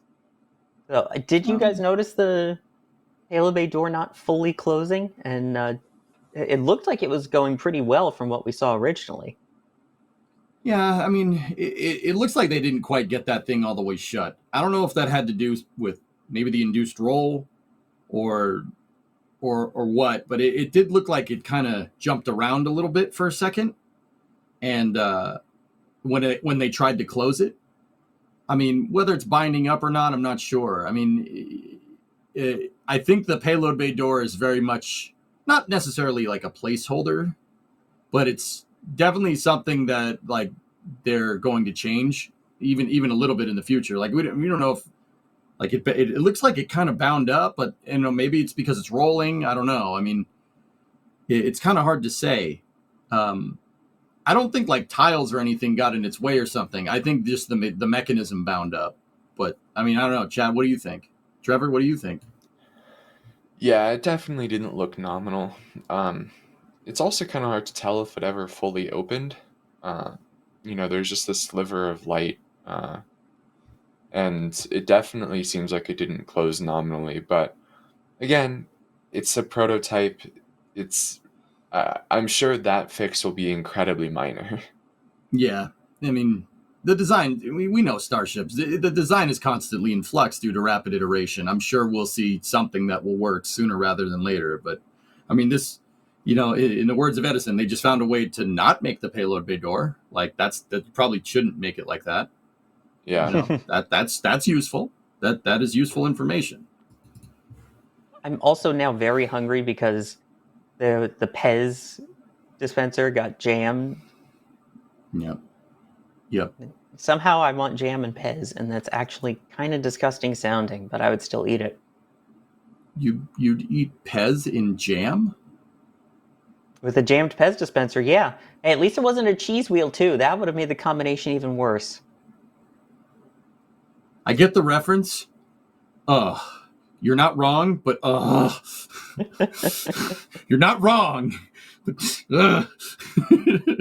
Hey, I can at least say that. I'll take it. You're not wrong is something I will always take. Yep. And I do want to mention here, Stabby Unicorn with the $100 tip from tips.nasaspaceflight.com. Hey. Just coming in with heart as the comment. Thank you so much for the generosity on that. That is unbelievable. I really, again, the only reason we're able to bring you all these views that we've been able to show you this stream, between the fact that we had Max tracking the launch for Starlink 6-44 here, and Max and a whole bunch of others also down yesterday at Starbase, getting all the pictures and videos from Flight 3. I mean, wow. Yeah, thank you. It's that support that allows us to do that. So thank you very, very much, Stabby Unicorn. These awesome views are contributed from viewers like you. Dung, dung, dung. Yeah, see, that's because of you guys. Unbelievable. Thank you again, Stabby Unicorn there. Well, Credence, I was pointing at Stabby that time, not you. Not Stabby. I see you out there. Don't think I can't. Okay, I'm gonna go put some tape over my webcam now then.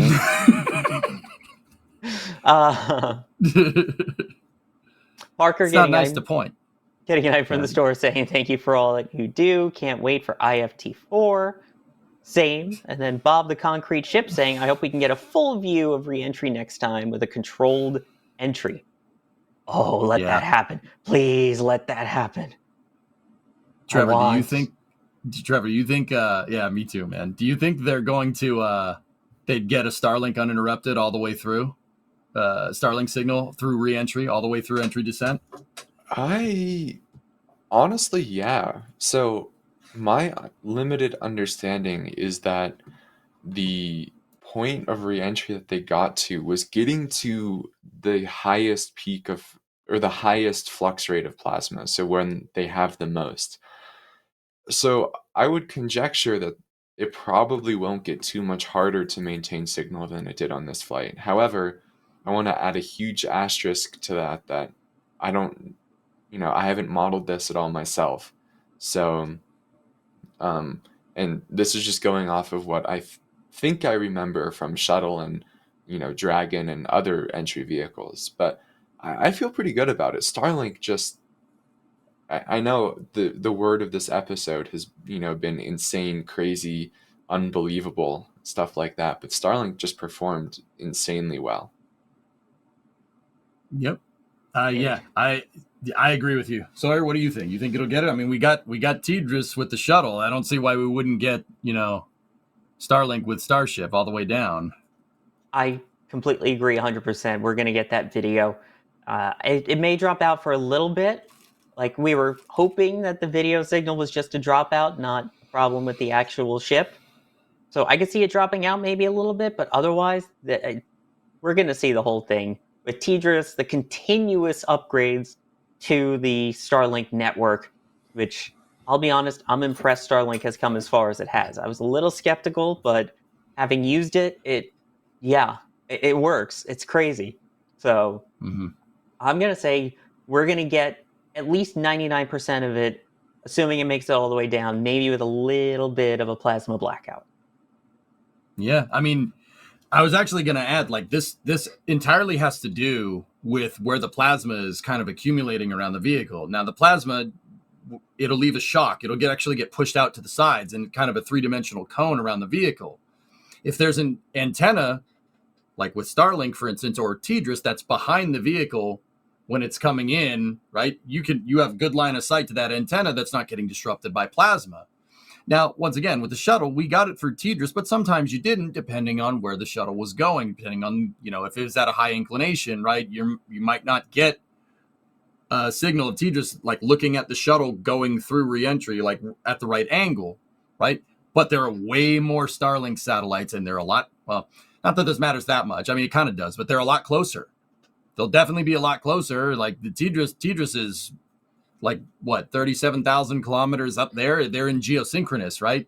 Starlink is in a like 500 kilometer low Earth orbit at higher inclinations, at like, what is it, 54 degrees inclined. You could conceivably get reentry footage from any return inclination, like any inclination orbit. You could even get, like, theoretically, you could get entry footage coming back, like if Starship ever came back from a retrograde orbit, so like going the opposite way the Earth spins. I think, yeah, I'm kind of agreeing with you guys, even though I asked the question. I think that it's totally possible. Like, and if we go back, Patrick, real quick, we'll do this, we'll wrap this up real fast. You go back to look at the launch footage, the antennas are on the leeward side of Starship. It was the same thing with the space shuttle. The antennas, the short band antennas on the space shuttle, are actually on the top of the flight deck. They're kind of in between the two windows that were on the top of the shuttle. The one that you'd use for like payload deployment operations. The antenna is right up there. So when the shuttle was coming in, you had line of sight to that antenna. You could definitely get a signal, right? With Starship, it's the same thing, same idea, but a lot more satellites and a lot more odds of getting good line of sight. Hey, I know that vehicle.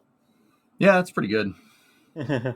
So that picture has the KU band antenna that was inside of the payload bay. That obviously wouldn't be open during entry, descent, and landing. There's another antenna that's actually in the, like, it's up by the two windows, right? At the, like, basically over where the pilot and the commander are sitting. The top-down view, yeah. Yep. Yeah, they would deploy the high gain antenna out of the payload bay to get a better signal, but you could still get signal through with the short band antennas. Exactly. There you go. Yeah. I think we'll see it, and I'm excited to see it. That's for sure. Yeah, it's gonna be amazing. Yeah, right where Patrick was moving that mouse. Yeah. Like right there.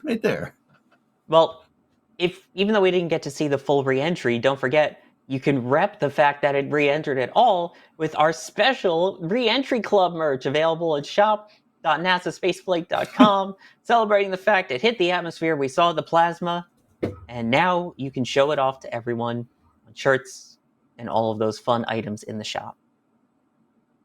Continuing along with that totally seamless plug there.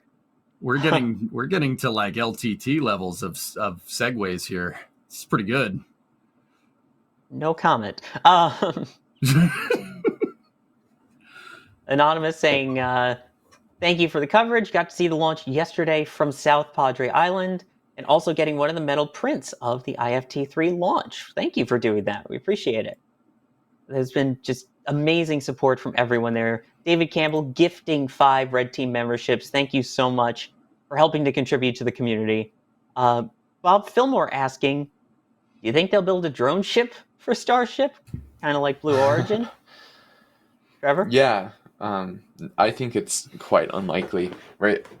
All of the problems that we were talking about earlier of transporting these things apply also to a vehicle who landed downrange on a drone ship. I think SpaceX wants to get to a point where it's just more economical and easier to have, say, 2 launches than to do one that would have increased performance from landing downrange. But that said, you are correct that like Blue Origin, as Blue Origin's been getting more active on their Twitter account. They teased the other day that they're planning on pursuing recovery on drone ships downrange, which is kind of something we already knew. They made a small switch from Jacqueline, which Jeff Bezos bought this. I think it was basically a cruise ship and named it after his grandmother. And then they scrapped the whole thing. Oh, no. And now we're going to these drone ships similar to SpaceX. But so that'll be exciting. Which I will say hello to my grandma and that I would never scrap her. I promise. Huh? Moving on. There it is. Yeah. What? I should What's happening? Boats. Oh, his mom, not grandma. Sorry. Okay. Hi, Mom. I don't know if Same that's to you. better. I don't know if that's better or worse, dude. Like, I don't know if that's better. Wait a minute. Yeah, here, Mom. I named a boat for you, and it's scrapped. No, never mind. I'm just gonna scrap. Oh, geez. Varangian asking, considering they were dismantling some of the Florida launch mount, is it possible that they will ship that ring to Texas that we were talking about earlier? I think it's got itself marked for Florida. Plus, with something that heavy and that big, I know we kind of talked about it with Starship itself, but you can't point to point an orbital launch tower. So how is that ring going to go anywhere? And it is worth pointing out again that they never really dismantled anything. They just kind of stopped working on it. Yeah. Yeah, I'd say definitely not going to Texas. I mean, that's it's good that you asked that. That's the reason why I asked about 39A to these boys a little bit earlier. Because, I was wondering. I'm like, well, what are you doing with that? I just amidst all the dang space news that's going on, I didn't even realize they moved the OLM. I was like, wait, they did that? Oh yeah, they did that. That's great. That's awesome. Yeah, Harry coming in clutch with the awesome satellite imagery of seeing the ring there too. But Alex pointing out that a lot of sorry, the transitions. Alex pointing out that a lot of it is them raising, getting everything raised up and ready so that they can put the OLM on top of it. Because, again, keep in mind the tower at KSC is a little different from what they had at Starbase. They've made the changes, especially since Flight 1. It's a little bit taller now. You've got the water deluge system below it. There's been major changes, so we'll see what else they end up having to do in Florida to kind of adjust to what they've learned down in Texas. Mm-hmm. Yeah, doesn't it have like shorter chopsticks than the one in Boca? It does. Oh, much shorter, yeah. Yeah, then that's... Huh. They're like the T-Rex hands as opposed to actual hands. Yes, dinosaurs. All right. Raptors are already there. Yeah, no, it makes sense. The T-Rex would corral the raptors. Makes perfect sense to me, Sawyer. Like, just saying. Okay. All right. I get it. Yeah, see? Yeah. I did what you did. I see what you did there. Yeah, all right. I did the thing. I do want to hit this one from Gunfox with a $50 tip from tips.nasaspaceflight.com saying, once Starship gets going with more launches, which will have more launches per week/month? Falcon 9 or Starship? If I had to put my money for now, it's still going to be Falcon 9. What do you think, Trevor? Short term, definitely Falcon 9, right? We were seeing them ramping up their launch cadence. I've actually been, the past few days, doing a lot of analysis on such data. And by the end of the year, it's certainly looking like SpaceX will be reaching 13 to 14 Falcon launches per month. That's... wow. Which is just insane. So that actually puts them somewhat on track to their 148 Falcon launch goal. That said, long term, I think 13 launches a month is going to look like nothing. I think Starship will eventually get to the point where there are hundreds of these things flying, and that'll be an exciting day. Oh, yeah. I can't wait to see both of them flying.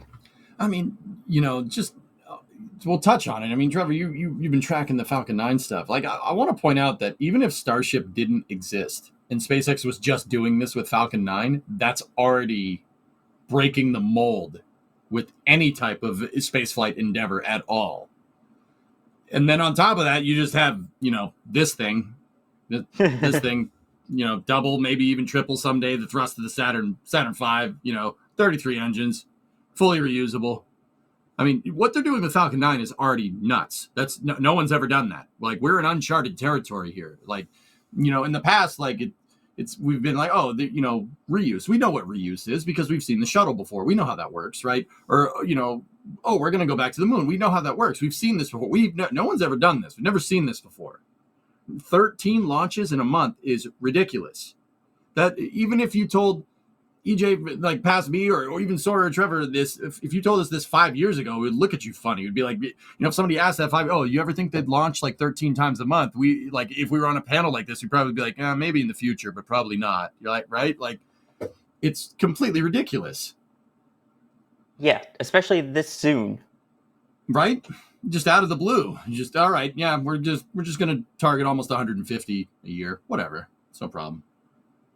And all of that with the fact that it's happening so soon, I think goes into our next question here perfectly.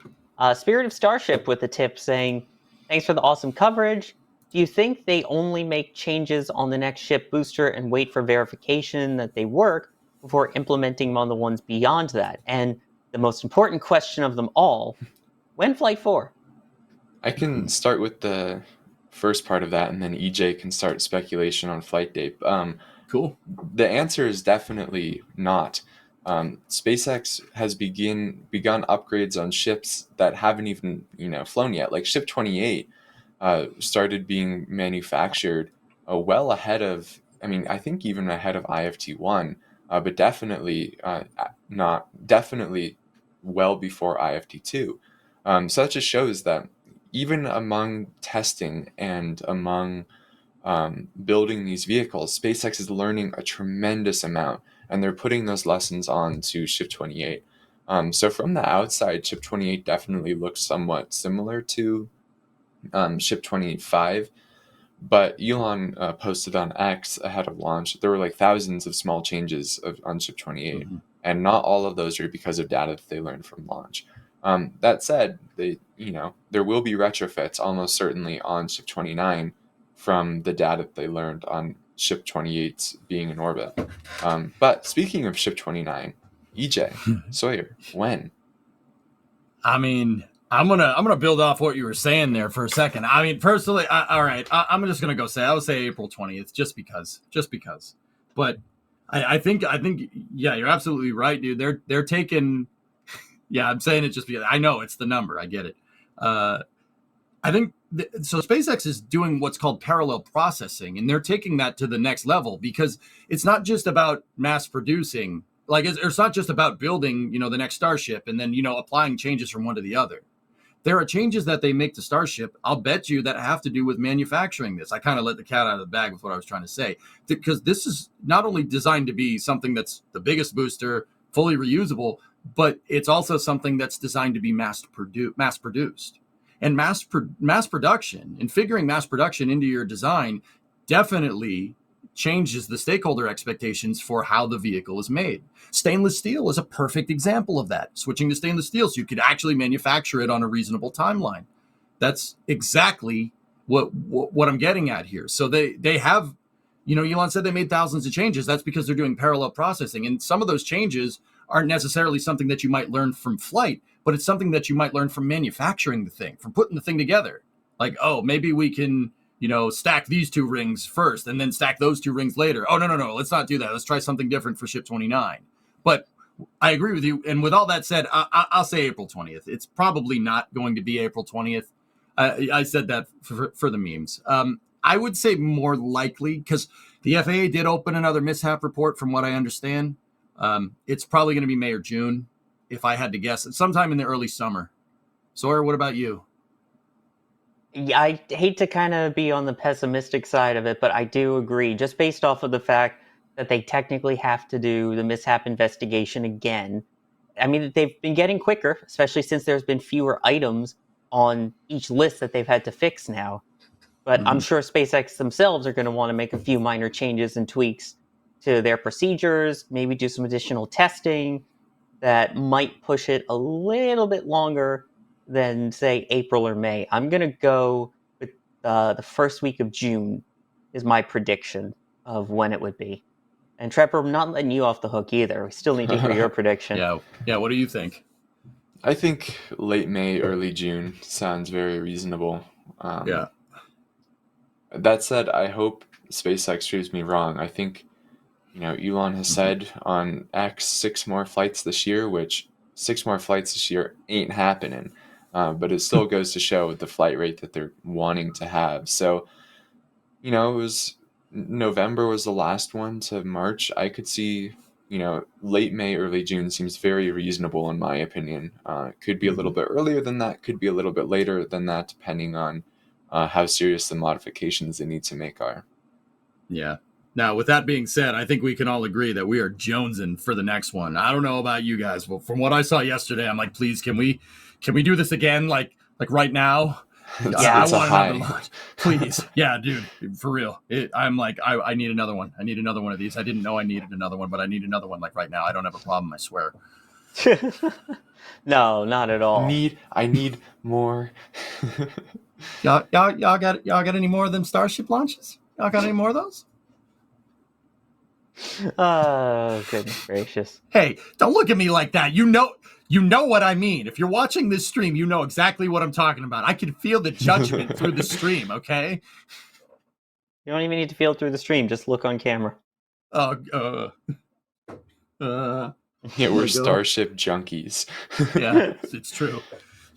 Oh, trust me. No, I get it. I used to like to joke that rocket launches are worse than illegal substances because those are easier to get than a rocket launch. This was obviously pre-SpaceX going like 100 times a year, but yeah. I promise I don't use them. I swear. I passed the company drug test. Don't worry. We have a company drug test? Yeah, yours is tomorrow. Good luck. Oh, I gotta go. Methane Man coming in with store message saying, Methane Man here, joining the re-entry club, which appreciate you getting some of those items. And Methane Man, always love seeing your name and appreciate the support coming from that as well. El Mad, who said, as I saw the ship was rolling, that potentially caused the Starlink interruptions. It could be, and also with Tidris as well. And Brian saying, talk of Tidris, do we know the data rate of the system? Tons of parameters, tiny little tube. I don't know if we have an exact number for the Tidris data rate live, right? No, I don't think so. I don't know. And if we do, I don't know off the top of my head. I'm sure A somebody quick on the internet has that Google information says, somewhere. Yeah, a quick Google search says 525 kilobits per second, but take that with a huge grain of salt. I mean, it probably varies because of space meteorological conditions, right? Like, you're probably going to get some flare-ups from like solar radiation and stuff. Also, EJ, is it it's weird? multiple Yes. throughput? Because there's a lot of other craft using Tidris. Yeah. Yep, that's right. Bandwidth is at a premium, which once again, I know we're broken record over here. We had reentry live streamed to us in high definition yesterday. Like, we sound like a broken record, but that is insane. That's ridiculous. Like, I'm here for it. I'm here for it, man. It's great. I was trying to Tidris up with a joke to end it, but I couldn't come up with one. Don't do that again. Don't, please. Fun tokens. Fun tokens. Fun tokens. Okay. I gotta say, I'm gonna be a little selfish here and plug something. In case you don't know, NSF puts out a lot of short form content too. I mean, within a couple hours, we had both a full replay of the launch and a shorts version of a replay of the launch on our YouTube shorts. So if you don't already check them out, you really should. Plus, you get some of the awesome photos before you get to see them on some of the other places that we have here and in some of those videos. So make sure you check out the Facebook page, the Instagram, the Twitter. I hate saying this, the TikTok. Yes, there is an NSF TikTok. No. We do it for the gram here. Okay? We do it for the gram, right? I'm waiting. We do it for the to gram. see Jack do a dance in a kilt on TikTok. We need to make that happen. No, it's for the gram, man. Just saying, that's what we need. But and Tumblr and MySpace. I don't know, I'm kidding. But definitely check out Tumblr the and socials. MySpace. I have a lot of fun creating some of that short form content that you get to see. Some really cool views, stuff that you wouldn't see anywhere else. So make sure you check it out. So a huge shout out to the social team as well that works on getting some of these cool pictures up and videos in addition to what we do vertical as well as the horizontal stuff. So thank you. And I guess that wraps things up here. So I should also point out the people that are with us you should probably follow too, including EJ. Thank you for being with me here. Oh, thank you for having me. Okay, so I like to joke, I like to have a good time, but in all seriousness, I don't take being on here lightly, and I do appreciate it. Everybody out there, thank you very much for watching, and thank you very much for all the support. Truly, it's an honor being on here and making a fool of myself constantly, which hey, I enjoy doing. I'm on the internet, it's gonna happen, right? You do it anyway all the time. Yeah, that's what you get being in front of the camera on the internet all day. It's fine. But anyway, seriously, thank you for having me, everybody. I do appreciate it. Sawyer, thanks for having me here. It's so fun. I have a good time doing this, and I hope you guys do too. Absolutely. And Trevor, with the Taylor references coming in, I think there are more Taylor references than puns this stream. So thanks for joining. Yeah, there was one last super chat for you though from Music Wolves saying that Starship's first payload will be a pun token, which I thought you would very much appreciate. But anyway, like as always, thank you everyone who just coming here to spend some time with us. Thanks for liking, and for those people who went above and beyond, it really is what allowed us to bring all of those live camera views for the awesome flight we saw yesterday, for the Starlink launch we saw today. It's remarkable that we're able to do this with just community support. So thank you, everyone. Absolutely. Thank you very, very much. And then I'd like to thank myself.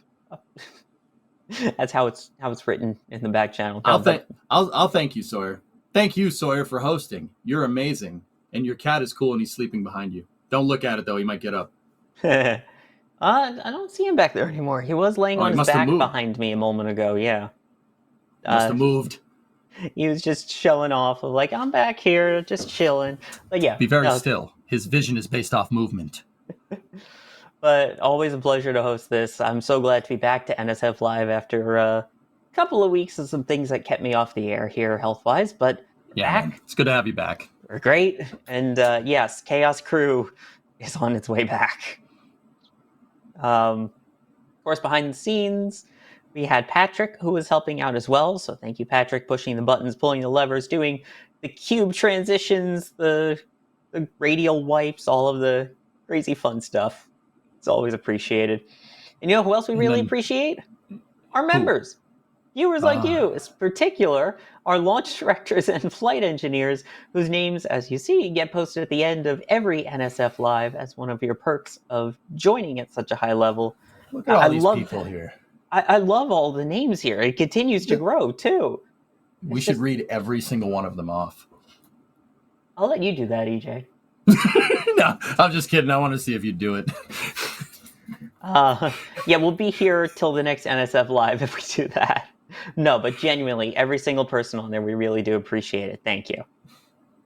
And thank you, of course, for watching and joining. Don't forget, we have these Friday nights, 7 p.m. Eastern, and hopefully we will see you for the next one, as well as our other live streams likely coming up this week as launches continue. Until then, as mentioned, I'm Sawyer Rosenstein for NSF. Later, geeks and nerds. And here we go.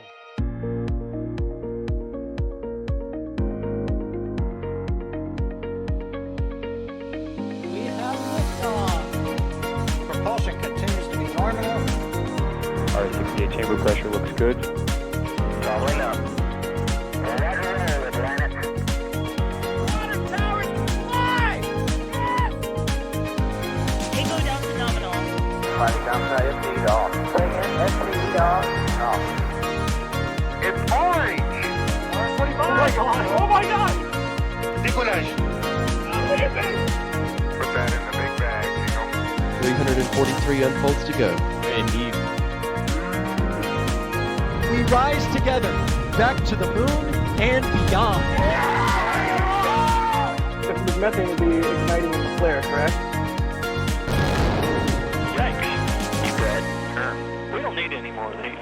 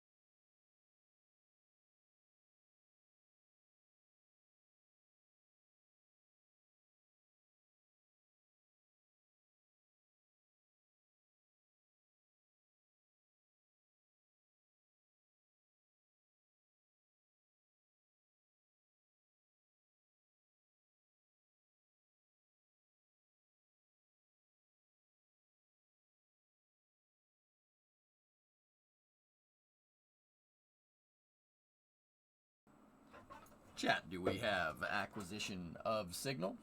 Chat, do we have acquisition of signal?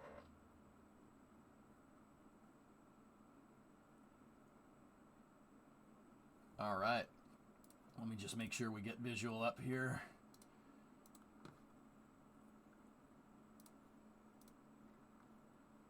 All right. Cool. Acquisition of Soviet. Yes, we will get back to playing Soviet Republic. Let me just change the title up.